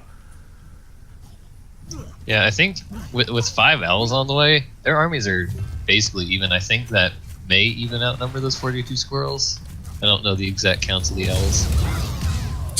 I want to say it's like 10 or 12 mice per owl. Somebody in the chat chime in, but they make a mouse like every 5 seconds or 6 seconds or something like that, up to a minute, and the mouse will die off every minute, you know. So you can see them kind of just constantly respawning. But if you're in Curb Kid's position, guys, you want to be this owl player. My advice, my critique here would be he needs to be just spending these mice. Like, he should just run those mice into his opponent's defense, because yeah, they're not going to get a lot done, but they're going to get something done, and that's just free damage, you know. South Tom's got a ton of food, and I think he's looking for places to build. He's kind of running out of real estate to build more warrens. I think he's also a little confused, like, what the hell can I do here, too, right? Like, if you're South Tom, you're like, well, the ferrets aren't really going to help me out. I mean, his play is just a good handful of pigeons, an absolute ton of squirrels, and getting up to almost 20 chameleons here. Once this battle does eventually happen, it's going to be freaking crazy, man. We're not going to see anything. It's just going to be... I have no idea how it's going to play out. I mean, I imagine Curb Kid is in a really good spot with all those free units, but he's not getting the value you need to get out of these owls, because, I mean, yeah, just having that many mice on the board is going to be great for the engagement, but where the owl really gets its value is just that constant free damage that it can get done over time, you know? But he might be a little worried, too, that if he does go in there and spend all his mice, South Tom could counterattack, right? When all those mice are down. I think it's just all those balloons. Like, neither player wants to walk into that. Why would you? But Curb Kid has more farms saved up. If neither attacks, he's going to out feast his opponent. Yeah, that is true. South Tom still does have his like one starving farm over there, but that's it. And like you just mentioned, I mean, Curb Kid's got 4 that he hasn't taken yet. So Curb Kid's in this for the long haul, and I don't really blame him. You know, I'm not sure. He's probably not aware. Let me check his vision here. Yeah, he's not really aware of how saturated his opponent's base is, but he's just playing it cool, man. He's taking his time, which sometimes is the right move to make. You know, you don't always have to attack in. You can kind of go for that starvation play and, you know, kind of sitting back, like, come at me, bro, you know. So what South Tom wants to do here is let that starving counter tick down to like 5 seconds, you know, just really, really clutch before he takes that last farm. So he can live just absolutely as long as possible.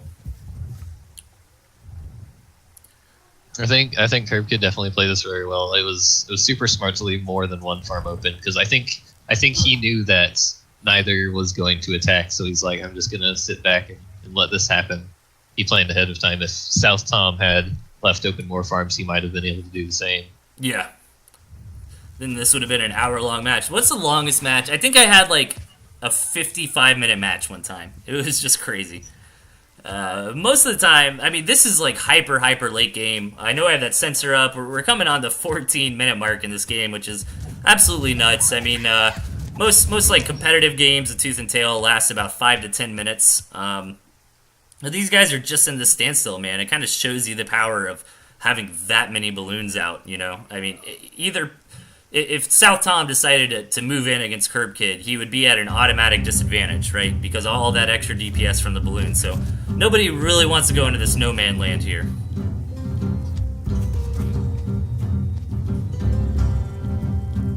I really have no idea how this is going to turn out. Like, if it just keeps going like this, Curb Kid's got a clear win. He's got more farms. South Tom has finally started his last one, and that's going to run out way before Curb Kid's other 3 extra. Yeah, the clock is definitely ticking for South Tom, and unfortunately, man, I'm not so sure. Well, I don't think he can get his commander over there. Well, maybe, actually. No, that's blocked off. I was thinking if he could do some like Metal Gear Solid play with his chameleons, you know, but I don't think he can even get back there because his commander is just going to get sniped by those balloons. But imagine if he could take like all 20 of those chameleons and just go hit that last gristmill and knock Curb Kid out, you know. That would be a good way to play it. But I guess he wouldn't die immediately. He would still have all those other gristmills there, so. I think, from what I see, his best option might be running to that northern part, because he definitely can't run directly into all of the sniper balloons. He needs to kind of pick a side, because that'll leave some of them at least not shooting directly into his army.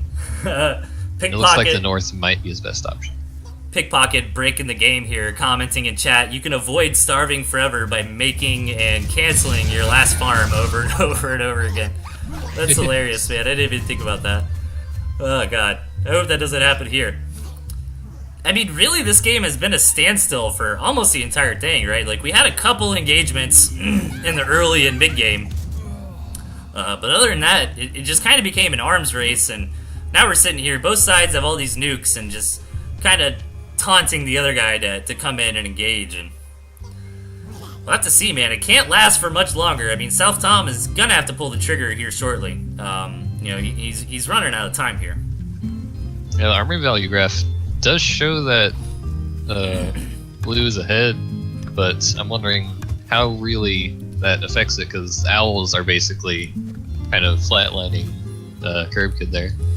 You know what I'd really like to see out of South Tom is if he just sold off all of those defensive structures, right? All 10 balloons and 26 barbed wires, and just threw down like 100 squirrels and just all in. That's definitely the point. Like, if he can't win through defense because he's starving out. So if he does sell all those defenses and can manage to build the warrens, but he's kind of low on space. Like, for sure, all that barbed wire behind his base, definitely, that's not doing anything. Curb Kid's not going to attack. I mean, and he may not even like notice he sells it because they haven't been doing a terrible amount of scouting. Yeah, they know what's back there already. Right, and plus they really can't, you know. I mean, all these balloons are just knocking each other out before they can really get to each other's base. And yeah, just some quick math in my head. I could be wrong, but I think it's about 2,000 food that South Tom has in his defense here. So imagine if he dumped all that into squirrels and went out for like one last big attack. You know, maybe that's the play to make, especially if he could sneak around the side, but nah, it's all kind of blocked off. If you look at the map, all that green and black is unnavigatable terrain there, so if he does do that, he's going to have to hit Curb right in all those balloons. I think that really is the option. He's got to sell off the defenses because his time's out. There's, I think, only 3 points on that farm left. And he can't win by defense. He's just got to sell it and go on, like you said. Yeah, we'll have to. I am going to be so disappointed in whoever submitted this replay if we don't see this big battle, you guys. I'm not going to lie. Come on, man. Somebody do something here. I want to see some blood. I can't even imagine, like, the mental stress going into this huge game. Oh, yeah. Like, even 5-minute games stress me out. Yeah, man, for sure. You've invested so much. I mean, we're at the 18-minute mark here, guys, which is absolutely crazy for a game of Tooth and Tail. And, you know, it is really stressful, you know, because if you do one bad engagement, one bad call, I mean, oftentimes that can be enough to lose the game. So these guys playing really careful, not wanting to overextend, not wanting to do anything crazy. And they can't. Oh, Bellified almost made it somewhere that time, but gets sniped down by those balloons yet again. And Come on, somebody attack. You guys are killing me. It's interesting too to see how much space the actual armies are taking up. All the units having to take up one of the tiles in this game. Right. Aren't super clear when spectating. Yeah. They're all just shifting around there, and they take up just such a big portion of the map. Yeah, it's kind of weird because when they're moving, they don't need to have a tile, right? So they can all stack up. But before they do any attacking or anything, they have to find their own tile. So you can see these mice over here just constantly run around trying to find their own tile to chill on here. All right, man. South Tom's got 45 seconds. You got to go in now, man. Now's your time. You got 24 chameleons. Let's see him do something here. Yeah, because even if he does win the fight, he's still got to finish off all his mills in time. That's true. You thought about it. Lures out the mice. That's a good idea. You got 25 seconds here, South Tom. You gotta get something done right here, right now. Is he gonna go for it? He's thinking about it. Oh man, we've had some crazy replays tonight, man. Oh, that's unfortunate. Oh man, how you guys gonna do this to me? He's just gonna blit. Oh. I'm disappointed, you guys. I wanted to see that big engagement. All right, we're gonna take like a really quick break, guys. Maybe like a minute or two. So don't go anywhere. We'll be right back. Let's see, 9:20. Yeah, we're doing really good. I've only got 3 more lined up here. Yeah, so we could probably get to a few more after that. So we'll be going probably about for another hour or so. So stick around, everybody. We'll be back in just a couple minutes.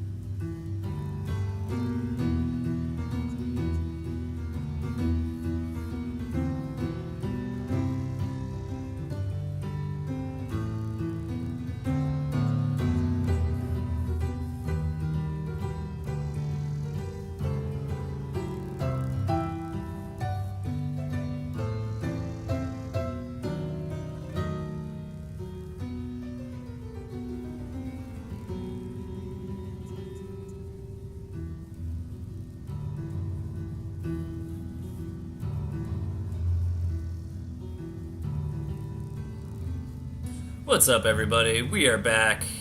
Thanks for hanging out with us. Are you there, Laru? Yep. Sweet deal. All right. Mishi sent me a couple matches we can get into in a little bit. That'll be exciting. How's everybody doing tonight? I appreciate you all hanging out with us. If you're new to Tooth and Tail, maybe you saw it on sale, you just bought it, or you're thinking about buying it, welcome. I'm trying to gear this a little bit more towards beginners for that reason. I also see a lot of our great community members here in the Twitch chat, so if you got any questions, we don't address live on the stream, I'm sure one of these beautiful nerds in the chat will be happy to answer them for you. So that was a crazy game, man. Oh, that was tiring. Like, that was a ton of stress going on. All right, let's see. I think these guys are a new submitter here.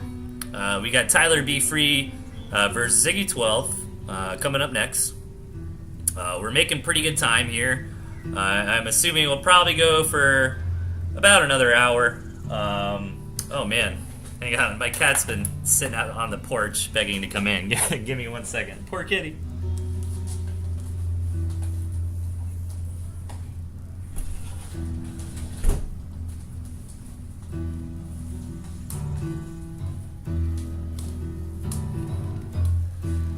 All right. The cat's good, you guys. Cat's in. That's good. There's no cat character in Tooth and Tail, man. Is there? No. What was that you got out of it? What's that? Oh, I said there's no cat in Tooth and Tail. Oh. I think I heard Andy in Discord today talking about like a turtle or something. That'd be crazy. Like a turtle tank. That'd be pretty cool. People were joking, saying it should be the fastest unit. I know everybody's been really wanting an otter, man. That's kind of like the inside joke of Discord. Some otter unit. Maybe moves faster in water or something. But alright, let's get into game number 8. Tyler Be Free versus Ziggy 12. Are you ready? Yep. Let's do it. 3, 2, 1, go. Alright, spawning in the 10 o'clock position, we've got Tyler Be Free. And in the 3 o'clock, we've got Ziggy 12. So what do you think of these deck picks here, Laru? Let's see.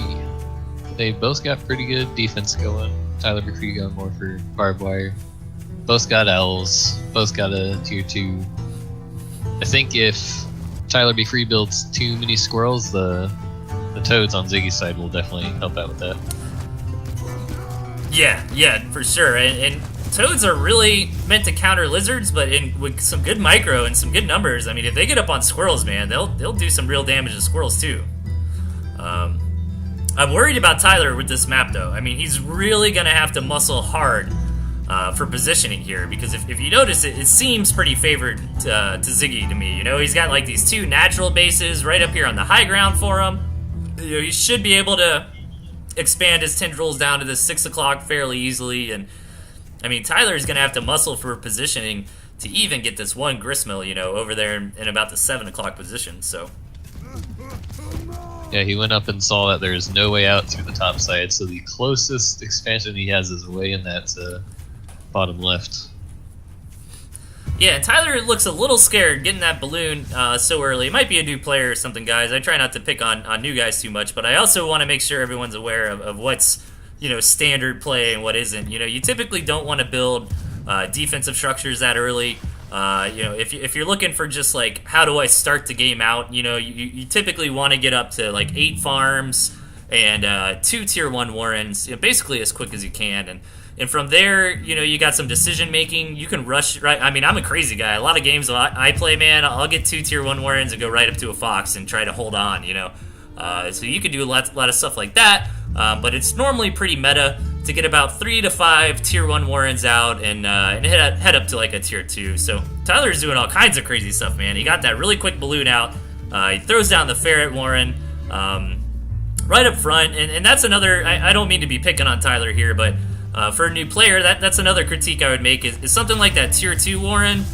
You don't want to put that up front, right? Like, you want these tier 1 warrens to tank for you, and you also want to kind of hide. You don't want to put your cards on the table, right? You want to hide what you're going for and try to conceal those tier 2, tier 3 warrens.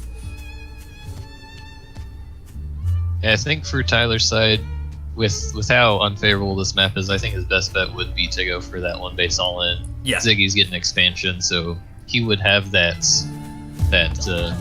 army disadvantage if Tyler had sold off that balloon. Yeah, I agree, and he still can. I'd really like to see Tyler sell that balloon, just throw down like a ton of squirrels, you know, get those ferrets out and just move out, man. Because another thing too is Ziggy, it depends on how much Ziggy invests. Like 2 farms is okay, but you know, imagine if Ziggy just went straight up to all 8 farms there. That'd be very, very bad for him, you know, army-wise, right? Because he'd be putting all of his eggs in that economy basket. And Tyler looks like he's ready to come out here and start poking and prodding out on this map. And now, if Tyler can claim this ground down here, get that campfire, set up a balloon, he could be in really good shape here.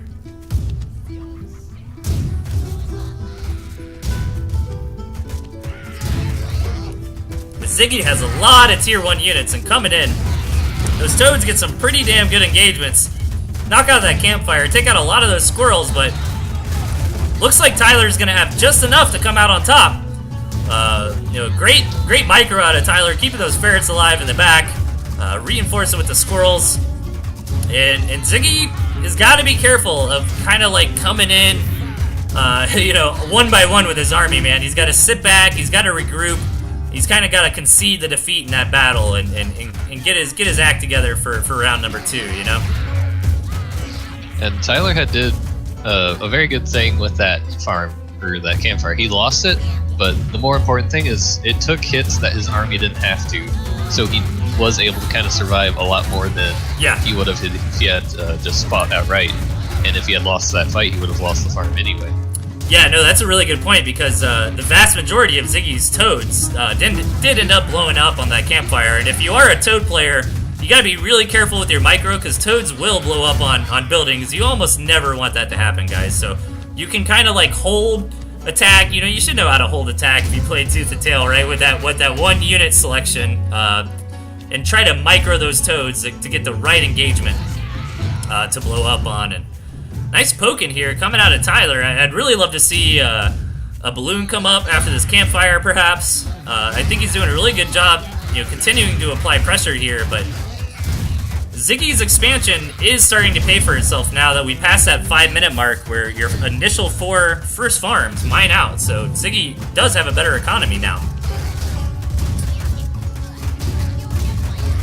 The real koi fish in chat asks how there's a way to regen your army in your territory, such as campfires or your mills, basically where you see your team colors line there. Your army will slowly regenerate health, and as well as pigeons will do it in a much faster fashion. Yep, yeah, there's a tier 1 unit called a pigeon. It's basically just a healer. It flies, it's kind of squishy. Not super popular right now, but I still think they have a good place. I mean, I personally use pigeons, but I'm not really the kind of guy that plays like the most optimal meta builds, There's a lot of really good streamers for that. Chip, fantastic guy. He's normally really good at answering questions new players have and showcasing, meta strategies and high-level play. So if you are new and you're looking for some really good tips and tricks, I'd highly recommend Chip or Mishi streams as well. He's another really good player, and this game has been very action-packed, very back and forth so far. Ziggy is doing a good job on denying Tyler any positioning on this map here, and damn, man, that ferret stays alive with just a few hit points. Yeah, he was doing a really good job stutter stepping his army there. He was able to pull him out of the line. Those toads couldn't really get a good cluster. They were able to pick off a few stragglers, but that's not exactly ideal.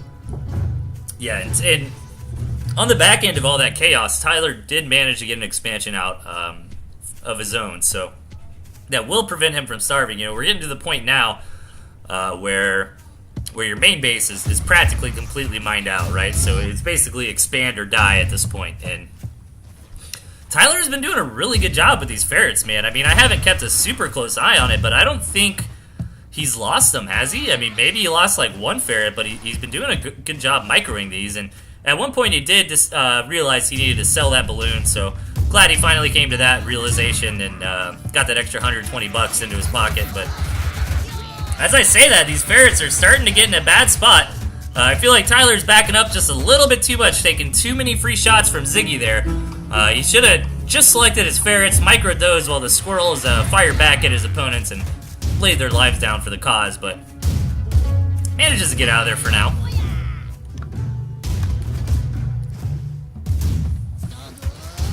Yeah, and I love Tyler needs to make sure he doesn't lose that mill, because his main farm is now out to food. So if he loses that, he'll start starving, and he won't have any food to bring his army back. Yeah, that mill for Tyler is absolutely critical.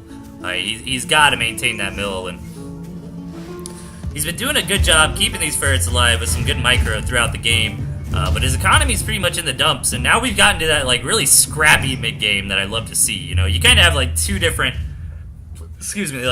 types of mid games, right? Kind of that like standoffy death ball mid game where I've got 20 squirrels and 6 falcons, and a fox or something like that. This is kind of the other end of the spectrum where they've been going so back and forth that they're both so broke. You know, they're trying to muster up whatever army they can. Tyler's taking a pretty big risk here, selling off a lot of his infrastructure to get his farms up. It could pay off for him, but if Ziggy attacked now, Tyler would be in real bad shape.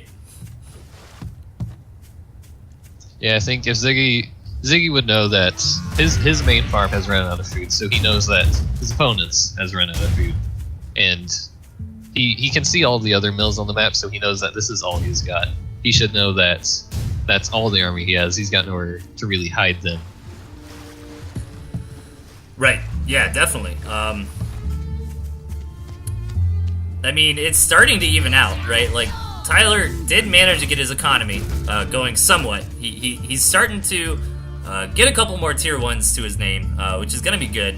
But Ziggy's in a good spot, man. He's kind of rolling with this bread and butter composition of just tier 1 units, and I like that play. It's very conservative, right? And sometimes, especially in high level Tooth and Tail, it can be very, very difficult to tech up. Because if if I'm playing on the ladder against a new player, I can sneak out a tier 2 or a tier 3 fairly easily, but if I'm against one of the big guys, they're going to punish me real hard for that. So it is definitely risky to try to tech up to those higher units, especially in such a scrappy game. But I'm kind of happy for Tyler here now. I mean, he got a good economy going again. He's starting to get his squirrel count back up. And Ziggy's just taking it easy, right? Like, he's got that third gristmill. He's got a lot of farms to his name, and I'm really interested to see when Ziggy's gonna decide, like, now's the time I can commit to something like a falcon or a skunk, Yeah, it's definitely, I'd still say, in his favor, because he has two more mills going in his base. Once again, Tyler did move up, but he still has yet another pretty far trek to get the other mills. And Ziggy would be able to reinforce those and move his army there pretty quickly. Right. Yeah, I think Tyler is doing a pretty good job of muscling for map position. Yeah, as I say that, he does get that 6 o'clock base, which is going to be great for him. I mean, if Tyler can contain Ziggy to just stay on this high ground, stay on these 3 gristmills that he was kind of blessed with, right around his main, he will eventually win this game. And really, the gristmill that this is all going to come down to is at, like, 5 o'clock, right? I mean, whoever manages to get that one. With Tyler getting that southmost one too, he's got kind of the control for that one too. Ziggy would have to push him pretty much that mill gone in order to capture it. I'm getting frame drops. Damn it, man. Yeah, I don't know what's up with my internet lately, guys. I pay extra from Comcast. I'm wired in here with the cable, so I'm gonna have to figure that out. I apologize. Darn it. Let me see. Maybe I can restart the stream or something. I don't know. It was happening to me too last night when I was playing ranked games, man. I'm not sure what's going on, so I apologize about that, guys. Hopefully it'll clear up. My bad. But on this game, I mean, Ziggy's economic advantage is starting to get through the roof, man. He's got an insane amount of squirrels going. Which is going to be very beneficial for him. Coming in here, getting a lot of work done. And we'll see when he decides to attack.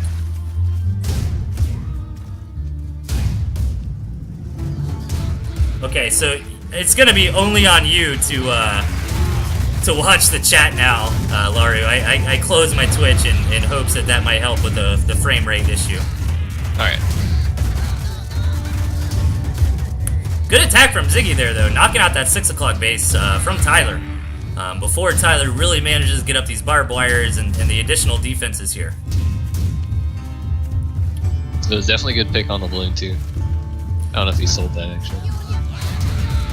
He did sell the farms that were building, too, which is definitely a good idea if you're being attacked. Yeah, it's just a waste of food if they end up getting picked off. Yeah, you can't sell farms when they are complete, but while they're building, you definitely can, so... Good game sense out of Tyler, but I think Ziggy's starting to get the upper hand here. He's got to be careful about running his units into that barbed wire. But other than that, I feel like he's doing pretty good.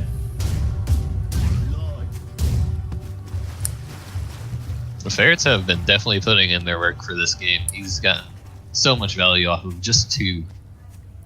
Yeah, I don't think he's even really lost those ferrets, has he? I'm not aware. I don't think he's lost him.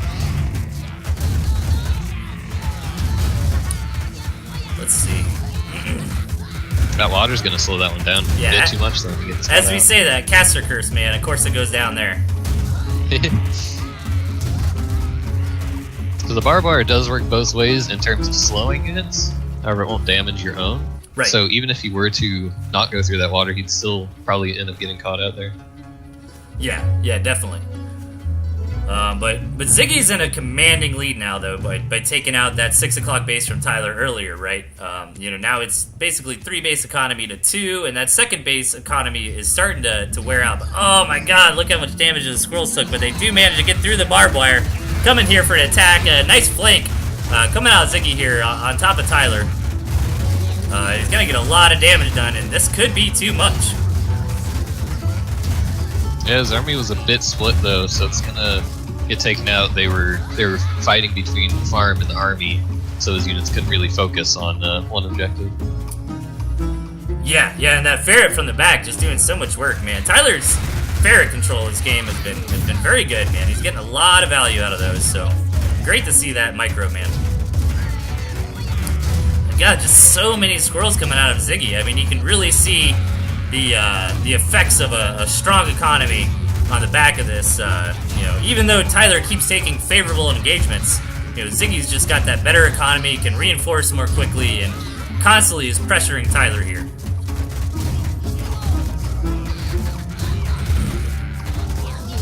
Is that gonna be it? It is. Okay, guys. Listen. I gotta figure out what's going on with these dropping frames.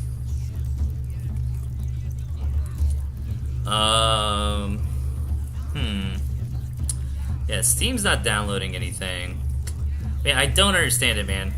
I'm plugged in. I have really good internet. Maybe just restart? What's that? Let me see. Let me go on a quick break real quick and see if I can get this sorted out, guys. Don't go anywhere. We'll be back here shortly.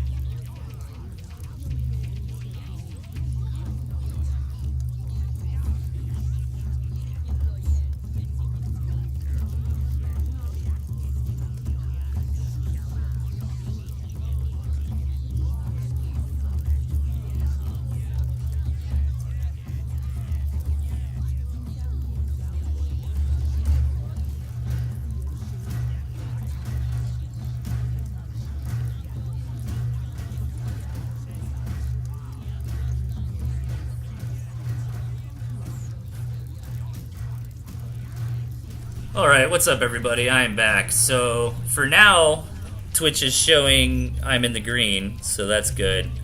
I did close everything I possibly could. I had this issue last night too when I was playing a little bit of rank, so I apologize about the drop frames, everybody. Hopefully I can put a little time into figuring out what's going on with that tomorrow, and then on Thursday night we shouldn't run into that issue, but for now, it looks like I shouldn't be dropping frames anymore. I closed everything I could, so Laru, you're in charge of checking out the chat from here on out, man. Telling you to blame Comcast. Yeah, no, dude, I pay like $80 a month for internet, man. If I do a speed test right now, I'll be at like 90 megabytes per second, like download, like 15 upload. I mean, I don't understand. Freaking big internet companies, man. What can you do? I only have that one choice, right? Like, I can't even switch in my area. It's like, oh, you want internet? You just have to use Comcast. Yeah, I'm like that out here too. I got Eagle Communications, and that's it, and it's pretty bad. Okay, so in that case, let me see. I think we'll just do one more game here, and probably call it a night. What do you think? Sure. All right.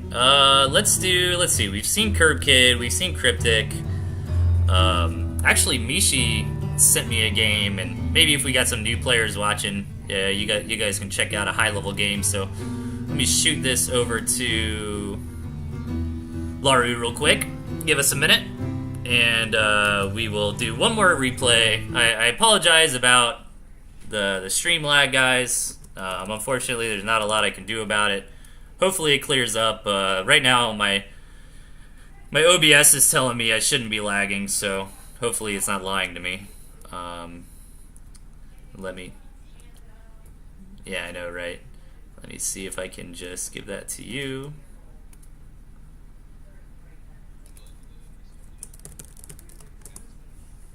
What's that? Oh, no, you don't have to restart it. You can just throw it in there. Here we go. Boom, I just sent it to you through Discord. So if it's your first time here, welcome everybody. This is TnTTV, the show where you submit replays and I cast them. I am Delthius, and tonight I've got a special guest streamer with me, Laru, and we are just having a good time, man. Checking out a bunch of replays from the community. You might have noticed a lot of custom skins I have. There's a link underneath the Twitch profile, or you can grab those if you'd like them.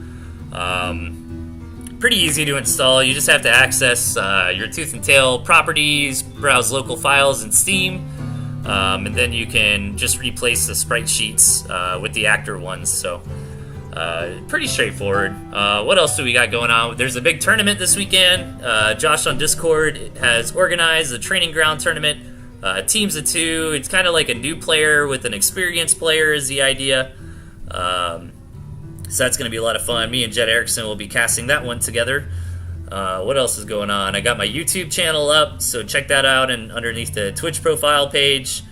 Trying to post all my historic content there as Twitch is slowly deleting it from my past broadcasts. And I think that's about it. And I think on Thursday night, Mishi will be joining me to cast, so that's going to be a lot of fun. How you doing there, Laura? You got the game in your folder? Yeah, it's ready. Premium Bo says he sent a game with me in it. He wants us to do that one for the finale. Premium Bo said what now? Oh, he sent a game? Let me see. Yeah, I did one from you already, Premium Bo. Come on, Meow. Now, I think because of the frame drops, I don't want to make a bad show here or anything like that, so I think we're just going to do one more replay. We're almost at the 2-hour mark anyways. Everyone's calling for it. Oh, for the Premium Bo one? Alright. Yeah, we got 3 votes, technically. Okay. Counting Premium Bo. Okay. I suppose it would be good. I could give my view on it. Oh, with you in it? Oh, I see it. Yep. Yeah. Okay. How about this? We'll do this Mishi game, and if I'm not dropping frames too bad, and you guys want it, we'll do the Premium Vo versus Laru next. Does that sound fair? I think it sounds fair. Yeah, that'll be good. Alright, are you ready? Yeah, I got Mishi pillow up now too. Yep, let's do it. Ready. Let me make sure everything's good on my end. It's kind of weird, like, doing this without the screen open so I can monitor the stream, but anything that could possibly be slowing me down, I closed out, so. Alright, let's do it. 3, 2, 1, go. Alright, spawning in the 3 o'clock position, we've got Mishi. And in the 10 o'clock, we've got Pillow. Mishi, man, going for the Fox. I love it. And interesting build out of Pillow, only go for 1 tier 1 is kind of greedy. It's neat to see the Drumfire Cannon in his build. They used to be really, really popular, and lately they've kind of fallen out of style a little bit. Not for any particular reason. They didn't get a nerf or anything. I think the meta's kind of gone a little bit more towards like Falcon play, which is pretty good against Drumfires, obviously, because they can't hit the air. But I'm really excited to see if Mishi decides to rush out a straight fox or if he plays it more standard here. What are your predictions for this game? What do you think is going to happen? I'm worried the fox is going to get into the turrets, which fox cannot hit structures, which will be just a sad sight to see. This is very true. Yeah, especially if Pillow sets up some good drumfire cannons. Like, a good counter to the fox is the balloon, because they have such strong range, and like 2 shots from a balloon will take out a fox, right? So you gotta be careful about that. But so far so good, nothing too crazy. I mean, Mishi did take a really fast campfire, which is pretty greedy, and that's gonna give Pillow a little bit of an opportunity to come in here and get something done before Mishi's units are produced. And Pillow is now aware of the fact that Mishi took that campfire, so we'll have to see if he decides to capitalize on that opportunity or not. I think it might be good for him to take that mill and maybe set up his turrets on that high ground right where Mishi's setting up his warrens even. Yeah, that would be super painful for sure. As that high ground on top of the fact that, there is a nice little bit of area there for him to get a couple defensive structures up. So far so good. Pillow's floating some money here. I'd like to see what he decides to do with it. I mean, I'm pretty sure Pillow's a fairly good player, so floating some money, he's got to have an idea in mind. And sure enough, he throws down the drumfire cannon. But Mishi coming over here with a nice flank attack with these lizards. Is he gonna get anything done? He gets 1 pig. He's gonna get a second. He gets a second. Is he gonna stay for a third? Gets 3 pigs. That is a very successful flank attack there from Mishi. I think Pillow seemed to just be okay with trading the drumfire setting up for those pigs. It's going to be worth it in with that area pressure. He's basically got that center mill locked down with that. Yeah, I mean, that 1 drumfire cannon is kind of protecting those 3 grist mills, right? So good zoning capability out of that for sure. I like to see how Mishi responds. It looks like he's just going to match greed with greed. Is Mishi aware? No, he's not aware that Pillow taken that second base until just now. So he's got to be careful to not fall behind on economy, for sure. And, Mishi, I like the turrets out of Mishi, but might not be... he sold a bunch of stuff, and look at that, man. He's going hard on economy, dude. Going straight up to 16 farms at the 315 mark, so... Nice repositioning of those turrets, too. I like to see that a lot. I think the endgame would definitely be interesting, because the Owl's Mice would kind of beat out the Fox's shots if he doesn't focus fire, because 3 units for that Fox's attention is pretty good trade. Yeah, I mean, for the Fox to really get value, Mishi's going to have to do a lot of work over the course of the entire game, right? I mean, for the Fox to, or any Tier 3 to really warrant its existence, it's got to get 360 food worth of damage done. So that equates to, sniping 6 farms, or, perhaps taking down 18 Tier 1 units, any combination of things like that, and your Fox pays for itself, but... We'll have to see. I mean, Mishi's in no rush to get a Fox out. In fact, he's rushing up to get out a ton of economy, going straight up to 24 farms, and going for those wing demons. It's interesting, because he's going for all this economy, which is going to put his army behind, but with Pillow not having a third base, he may just have so much that he'll be able to catch back his army and overpass it very, very fast. Yeah, it's true. And not to mention, Mishi is taking a risk. Like, if this game goes really long, he didn't save that, starvation farm we were talking about earlier, right? So Mishi is under risk of farming out here. And not to mention that about 8 o'clock base kind of seems like it's going to go to Pillow eventually. It doesn't look like Pillow's in too big of a hurry to get his economy up, but man, Mishi's economy is just tearing ass right now. I'd like to see what he does with all this money, and he's just getting out a really nice bread and butter army composition with that additional income for now. And does get the Fox down, so Fox is on the way. He's gonna need to do something about the cannons before the Fox can really do stuff, unless he walks just all the way down the bottom side, but that could put him really out of position, because with all that water in, he might lose his army to just standing still. Yeah, that is true. It might be a good idea to try to flank with the Fox and get the main army out of position and then fly in with the Falcons or something. I'm not so sure, but even where Pillow's army is positioned right now, I mean, just having the Fox out to pressure it would be good, but once Pillow identifies that a Fox is on the board, he should be very careful with the positioning of his army to make sure to stay, nice and behind his bases and not let anything like that happen. But good engagement out of these Falcons, getting a little bit of damage done and getting out of there with their lives. So it's really the most. I think it was good too that Pillow sold that backmost cannon once he had gotten the front two secured and in place. That way, it's not wasting any resource being in the backline. Yeah, I think Pillow's really given us a good example of how to play this like World War I style, right? With a lot of defense and macroing up, and he took his time. He didn't rush up to the owl, he's just now getting his owl production going. And he's being very patient, which I like to see. He's got a good bread and butter army on top of everything else. And here comes a Fox Micro out of Mishi, and so far so good. He's managed to take out maybe 4 tier 1 units or so. But the Fox is even going to be useful in this big engagement here. He needs to get that drumfire cannon down. He does. Very nice. And now he's kind of got a flank that he can get in on his opponent. But things are going to get rough for Mishi soon, right? Like, once those owls come out, he's got one owl out, but his economy is certainly strong enough to support more.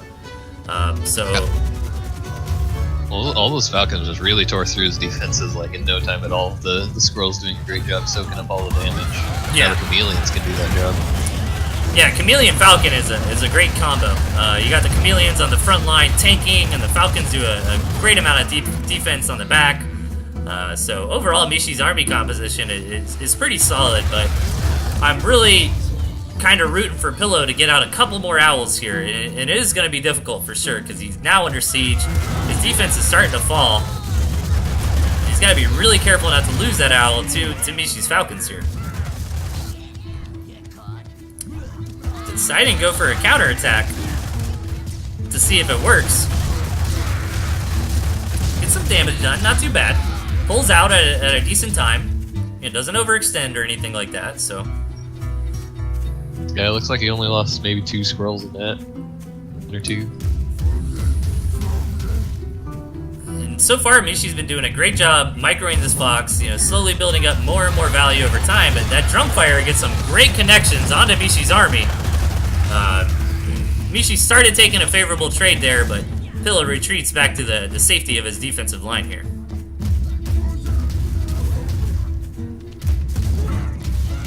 Man, this is cool. I haven't seen Drumfires in so long, man. It's really cool to see in this game. Yeah, it was. I was watching one of Bright Yellow's VODs, and he played so differently than from what I saw other people doing. It's just like all that super hardcore defense and getting out of board. Yeah, Bright Yellow's definitely a good player. Another guy that streams a lot, high end player.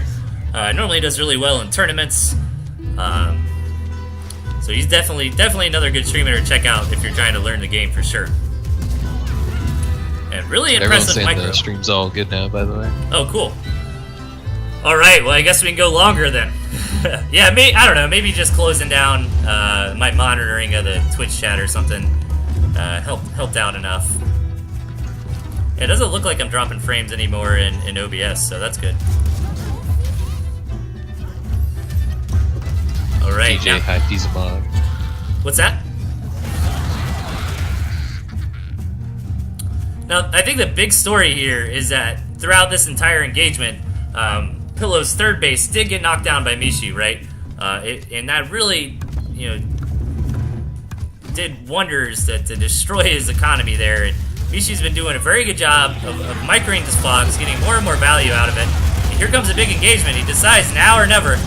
Gets up on that Drumfire, takes some significant losses from it, but manages to take it out. And yeah, just these Falcons out of Pillow were just too much, but Foxes do one-shot Falcons. Those Chameleons can't really tank for the Fox when they can't hit the Falcons above. Yeah, that's a very good point. That Fox did go down for Michi, which is rough, and it looks like Pillow is on his way to winning this game, and that's another reason I really like using Falcons right now, because Chameleons are super meta. Like, everybody's using Chameleons because they're top tier. And the Chameleons just can't do anything about the Falcons, Yeah, that seems to just be it. Like, he can't hit the Falcons with his only remaining units. Man, now Pillow's starving though, and Mishi's little bit of economy that he does have from the space over here is allowing him to reproduce an army. I feel like that window for Pillow is starting to close here.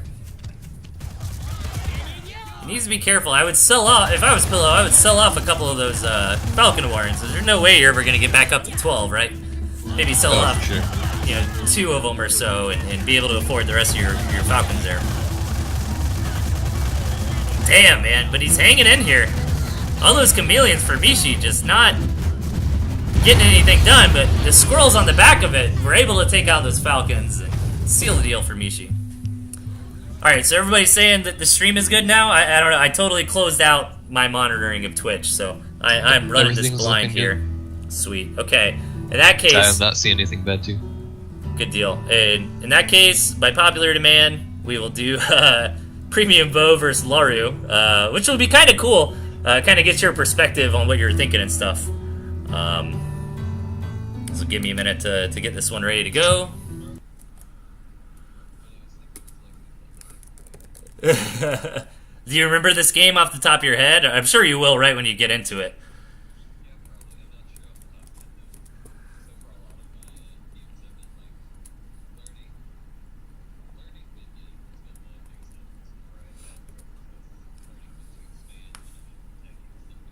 Yeah.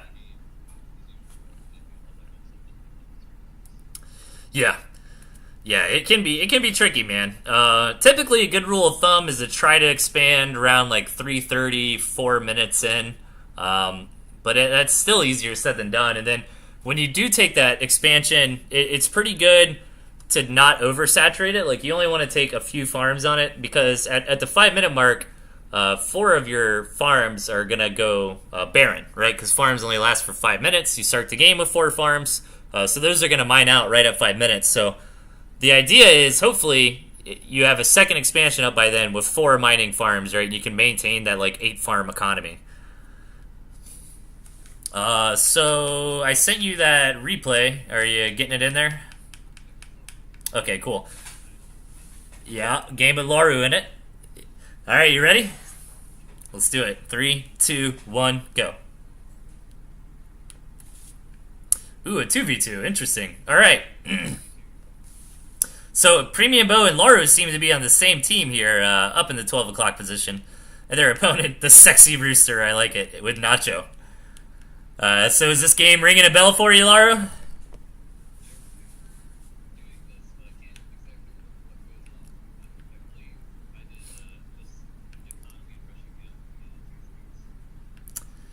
Yeah, you got that fox, so we'll have to see if you go for a fast fox or anything crazy like that. Everybody's just kind of running around, bumping into each other, trying to explore the map for now, and we'll have to see if anybody does anything crazy like a 5-farm double warren, something of that nature, or if everybody's going to have that gentleman's agreement and just go straight up to 8 farms. And nice defensive warren coming out of Laru here, but Premium Bow going to be the first one to do something crazy and take a pre-1 minute of the game expansion there, and it might be because he's got those defensive structures. He might be trying to set up something like a drumfire cannon over there.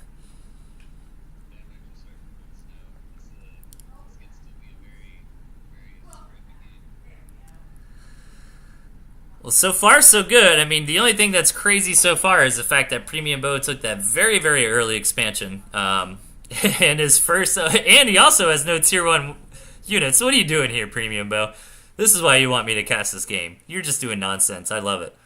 But that is a cool way to play 2v2, man. I think it's really neat. Like, instead of both players going for standard builds, you got that kind of standard build out of Laru here, and Premium Bow is going a little more nuts, skipping out on the traditional tier 1, getting a couple defensive structures in the mix, and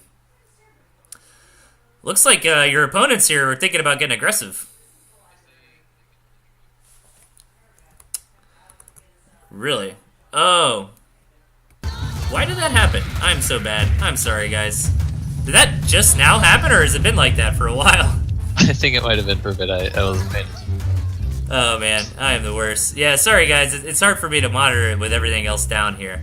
I had to kind of go down to the bare bones of casting, and somehow in my OBS, my desktop audio got muted, so I apologize for that. We should be good to go. I probably sounded like a complete crazy man for the past 10 minutes or so. But it's alright. We're up now. We're good. Yeah, my bad, everybody. Thanks for the Rockstar chat to make sure help me run this ship effectively here. I remember this now too. Premium Bo mentioned in the chat. This is him role playing the KSR. In fact. Oh, does he? Which is why it's such a strange deck. Does he only have like the units that they had in the campaign, or the ones that are supposed to be theirs, or something like that? Yeah, I believe something like that. I'm sure he can answer for us. He's here. I like the mines coming out of the Sexy Rooster, but the Drumfire Cannon out of Premium Bow with that crazy range, able to take a couple down before they get started. But so far, I mean, everything looks decent, right? Like, Nacho got out that really quick Tier 3 Warren. Sexy Rooster getting an expansion going at a reasonable time, and Premium Bow just now coming back over to this really quick expansion he took early on. And starting to saturate it, getting a couple barbed wire out for defense, and Laru just you're playing bread and butter, man. You got a little bit of defense for your team, got a lot of squirrels, got some ferrets on the way. I dig it.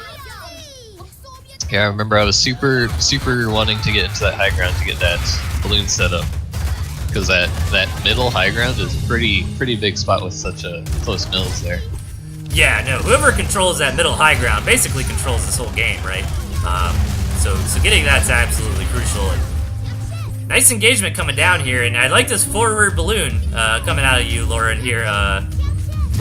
Really putting the pressure on your opponents. And thank you forever, whoever just followed me. I apologize. I actually had to shut down like everything else associated with the stream because I was having frame drops. So I don't have any way to monitor the stream anymore. I'm kind of leaving that up to Laru at this point.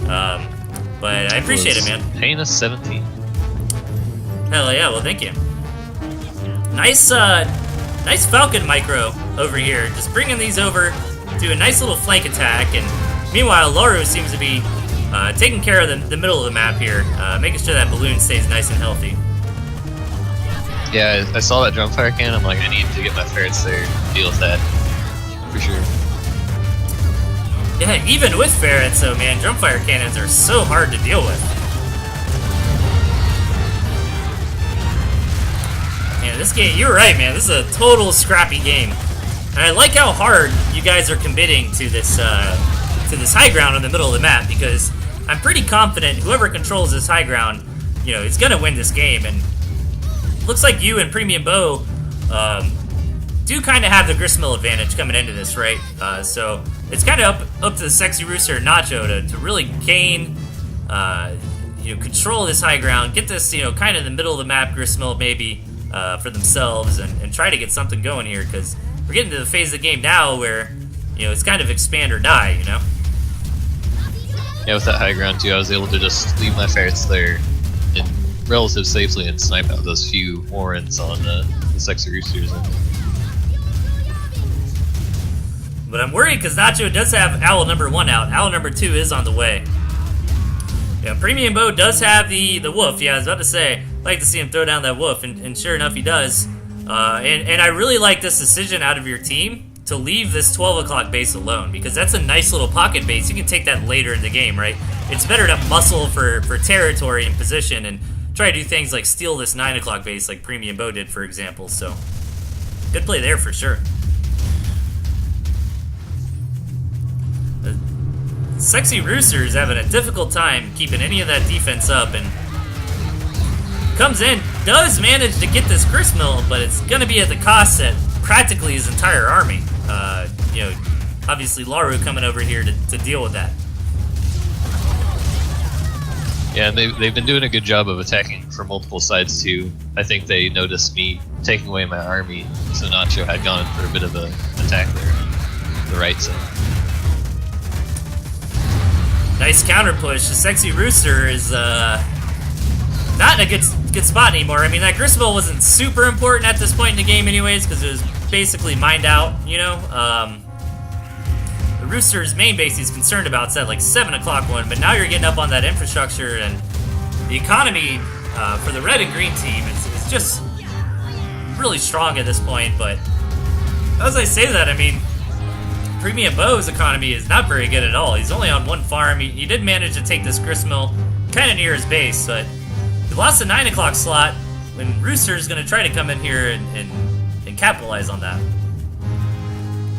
Yeah, I had noticed that Nacho's army was sticking on that right side there, so I figured I could get in and take out what I could, and as soon as I saw his army move away from that spot, I made sure to dip out and not lose too many units.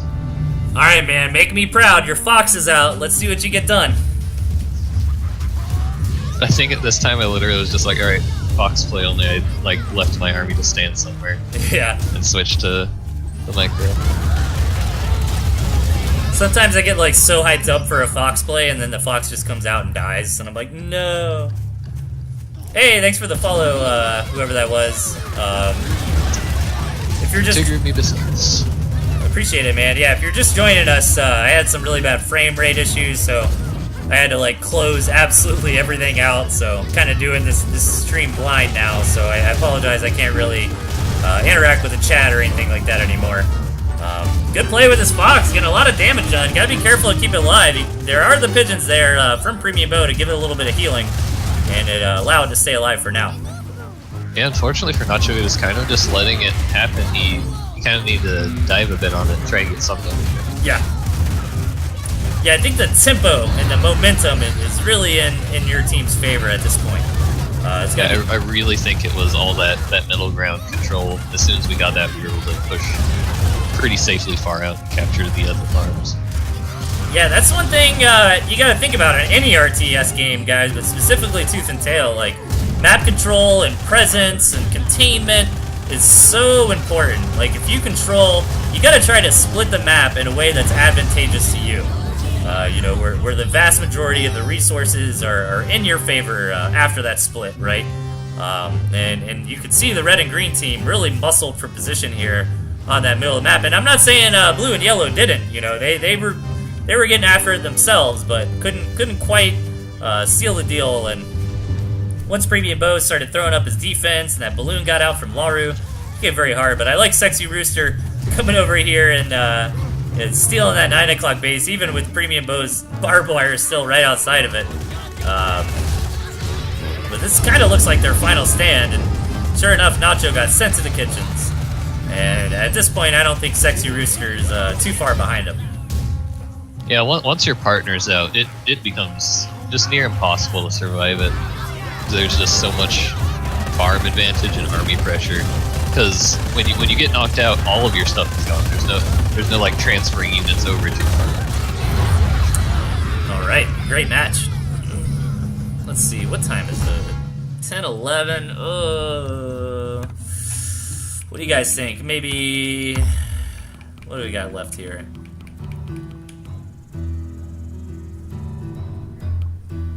Let me think. I'll do one more. What do you think about one more, Laru? Yeah, I'm good.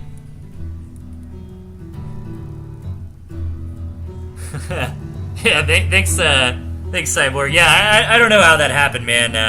I guess in my frenzy of trying to shut everything that could possibly be making me drop frames, I somehow muted my my desktop audio, and you guys couldn't hear Laru for a minute there.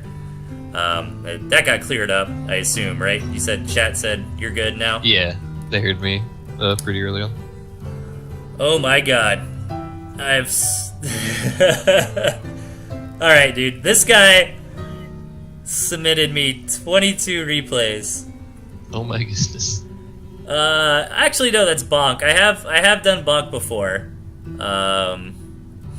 Oh, you know, in a lot of 2v2s I've seen. That's where I spend a lot of my time, just unranked. He seems to be there pretty often. Yeah, bonk's awesome, man. There's a couple nights where I wasn't getting a whole lot of submissions, and bonk kind of came in and saved the day. All right, we're gonna end it on a high-level game, guys. So if you're a new player, get out your notepads. We're gonna do Banner Bastion versus Chip from Outer Space to end the night on. What do you think, Laru?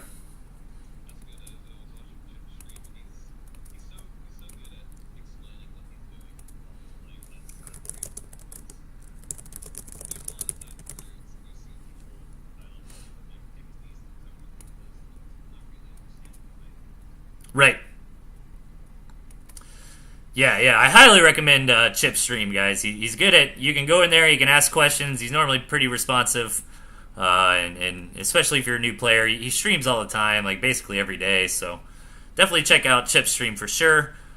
Check out Mishi, Bright Yellow. There's all kinds of guys that are high level and stream Tooth and Tail. And hell, man, if you know, the game's growing, but it's still small. If you hop on Twitch and no one's streaming, man, throw it up yourself, you know?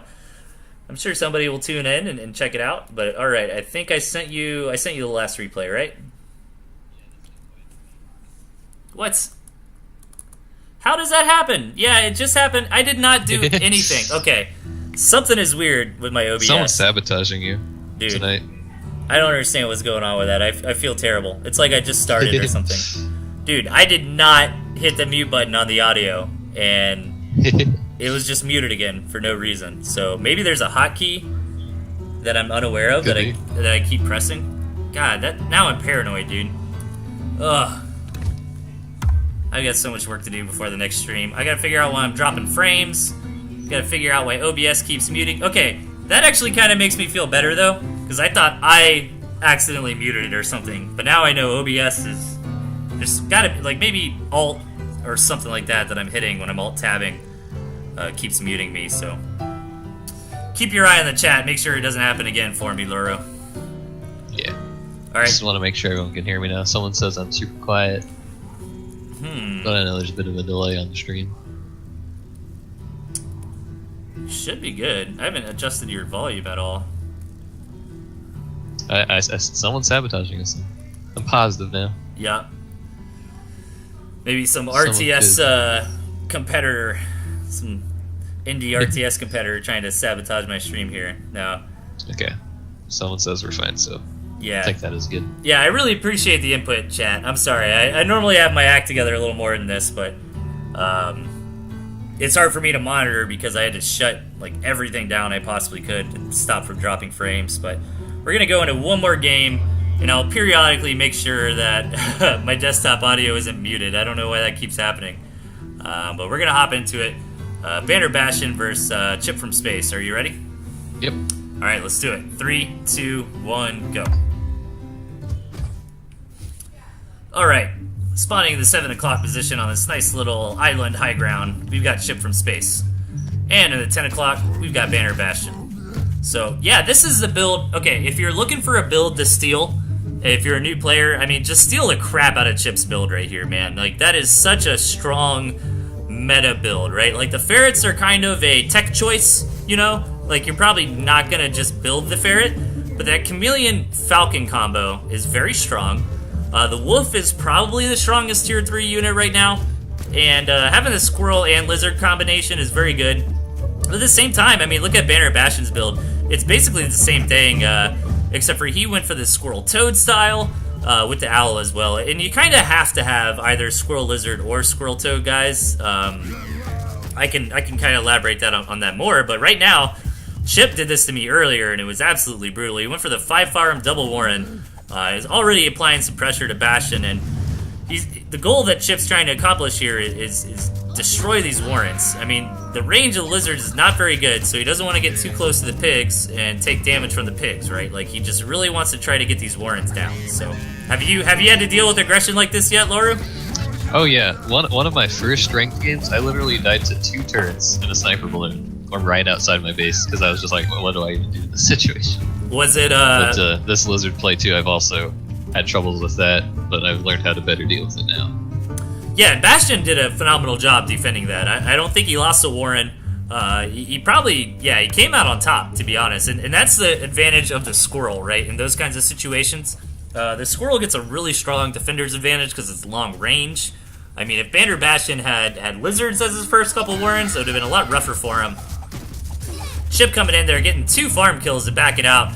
And that's what feels so bad. Like, Bastion was going to scout, right? So he could not respond to that aggression by Chip, and that's going to trigger a counterattack, and I think it's going to be pretty good. Oh yeah, the squirrel's definitely got the advantage on attacking because he doesn't have as much lizards. They are faster and can pick on the squirrels, but not with that difference of numbers. Yeah, like pound for pound, lizards are stronger. It's kind of like, I don't want to say it's a rock, paper, scissors, because it's not, but it's kind of like a soft rock, paper, scissors, right? Where lizards are good against squirrels, squirrels are good against toads, and toads are good against lizards, kind of deal. I think I said that right. Yeah, that's right. So you always want to have two of that combination, right? Like, you can see Chip went for squirrel lizard, and Bastion went for squirrel toad.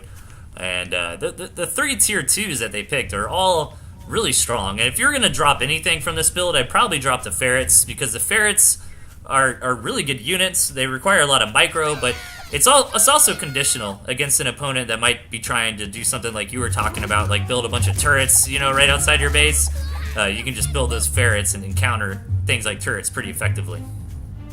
It wasn't even right outside my base. Like, in ferret territory, it was literally like his first units. He got a campfire and built 2 turrets. Was it Heavyset 69? Like right. He's been doing that to everybody on the ladder lately. I guarantee you it was. It might not be, but he beat me earlier by doing something similar. And I was like, really? Yeah, I can't remember the name. It was like my first few games. I was like, well, this is a fun game. Yeah, and interesting. I'm surprised that Chip hasn't really teched out of these lizards, because he's seen those toads, but Chip's got good micro, so he's gonna try to micro those lizards very well and hope that those toads go off, you know, probably on the squirrels instead. And as I say that, he starts, you know, evening out that mix of squirrel lizard a little better. And Bastion went for a pretty well-timed gristmill, to be honest. Not very greedy. We're almost at the 4-minute mark here, so he probably took that gristmill around like 3:30. That's a really good timing to do so. And Chip following suit and taking a gristmill around 4 minutes in.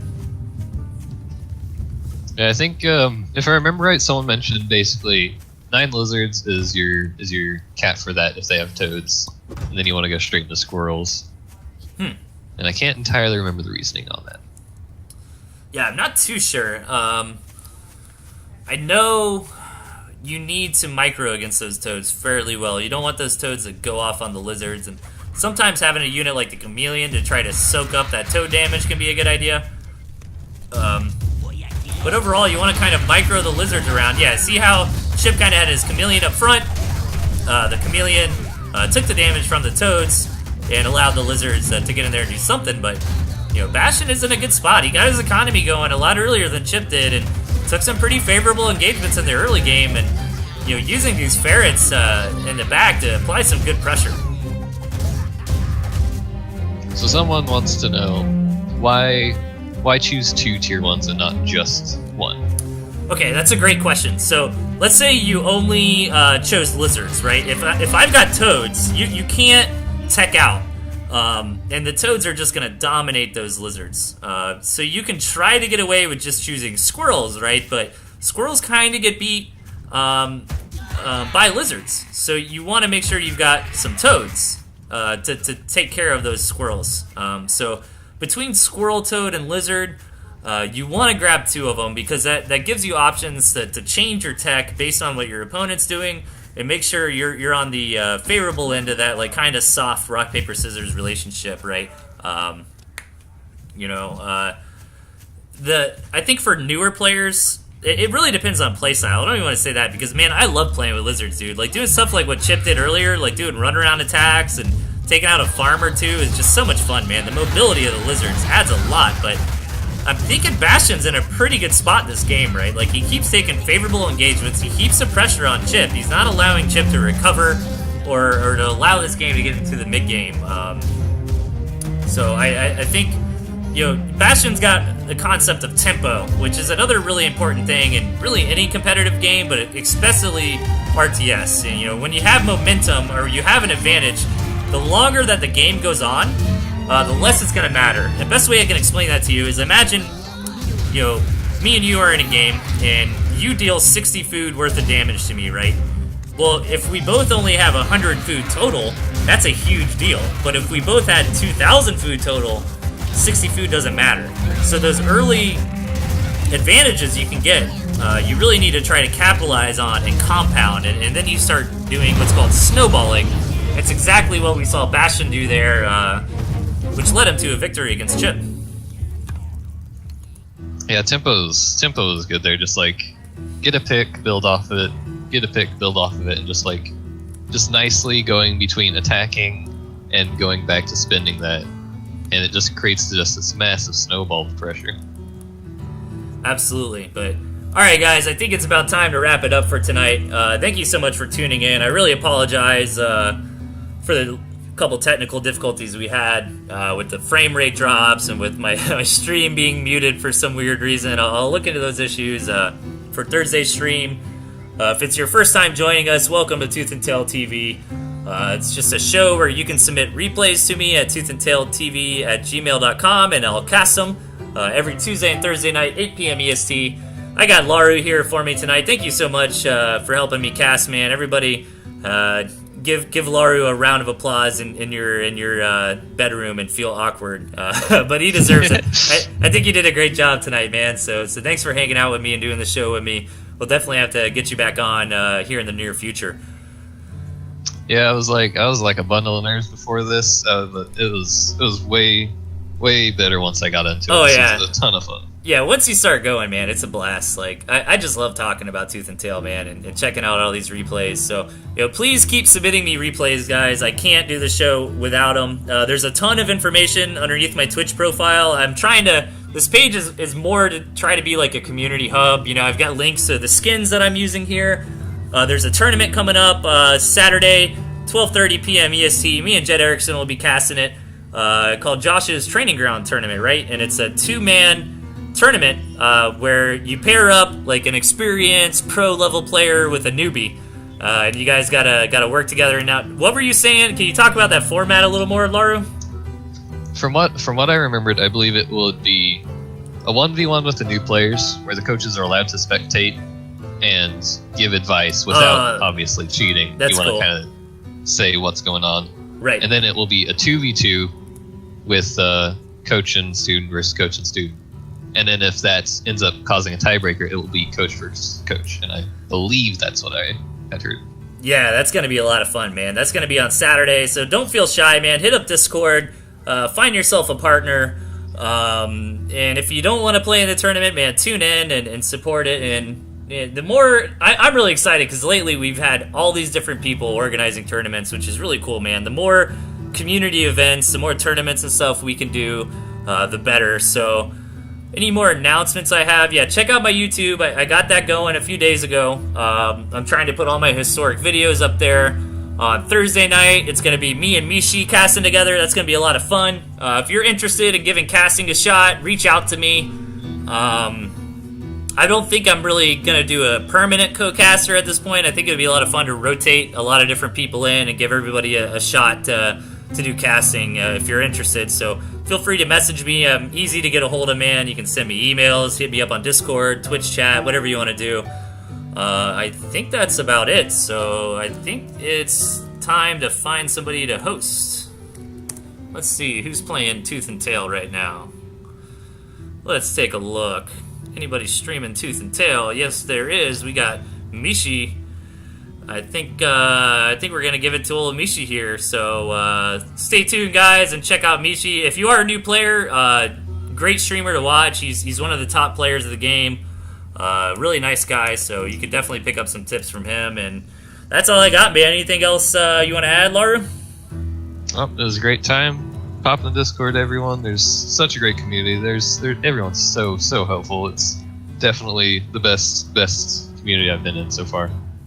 Right on. I couldn't agree more. So with that, you're all a bunch of beautiful nerds, and I'll see you guys back here on Thursday night at 8 p.m. EST. Until then, I hope you have a good night and next couple days. So take care, everybody.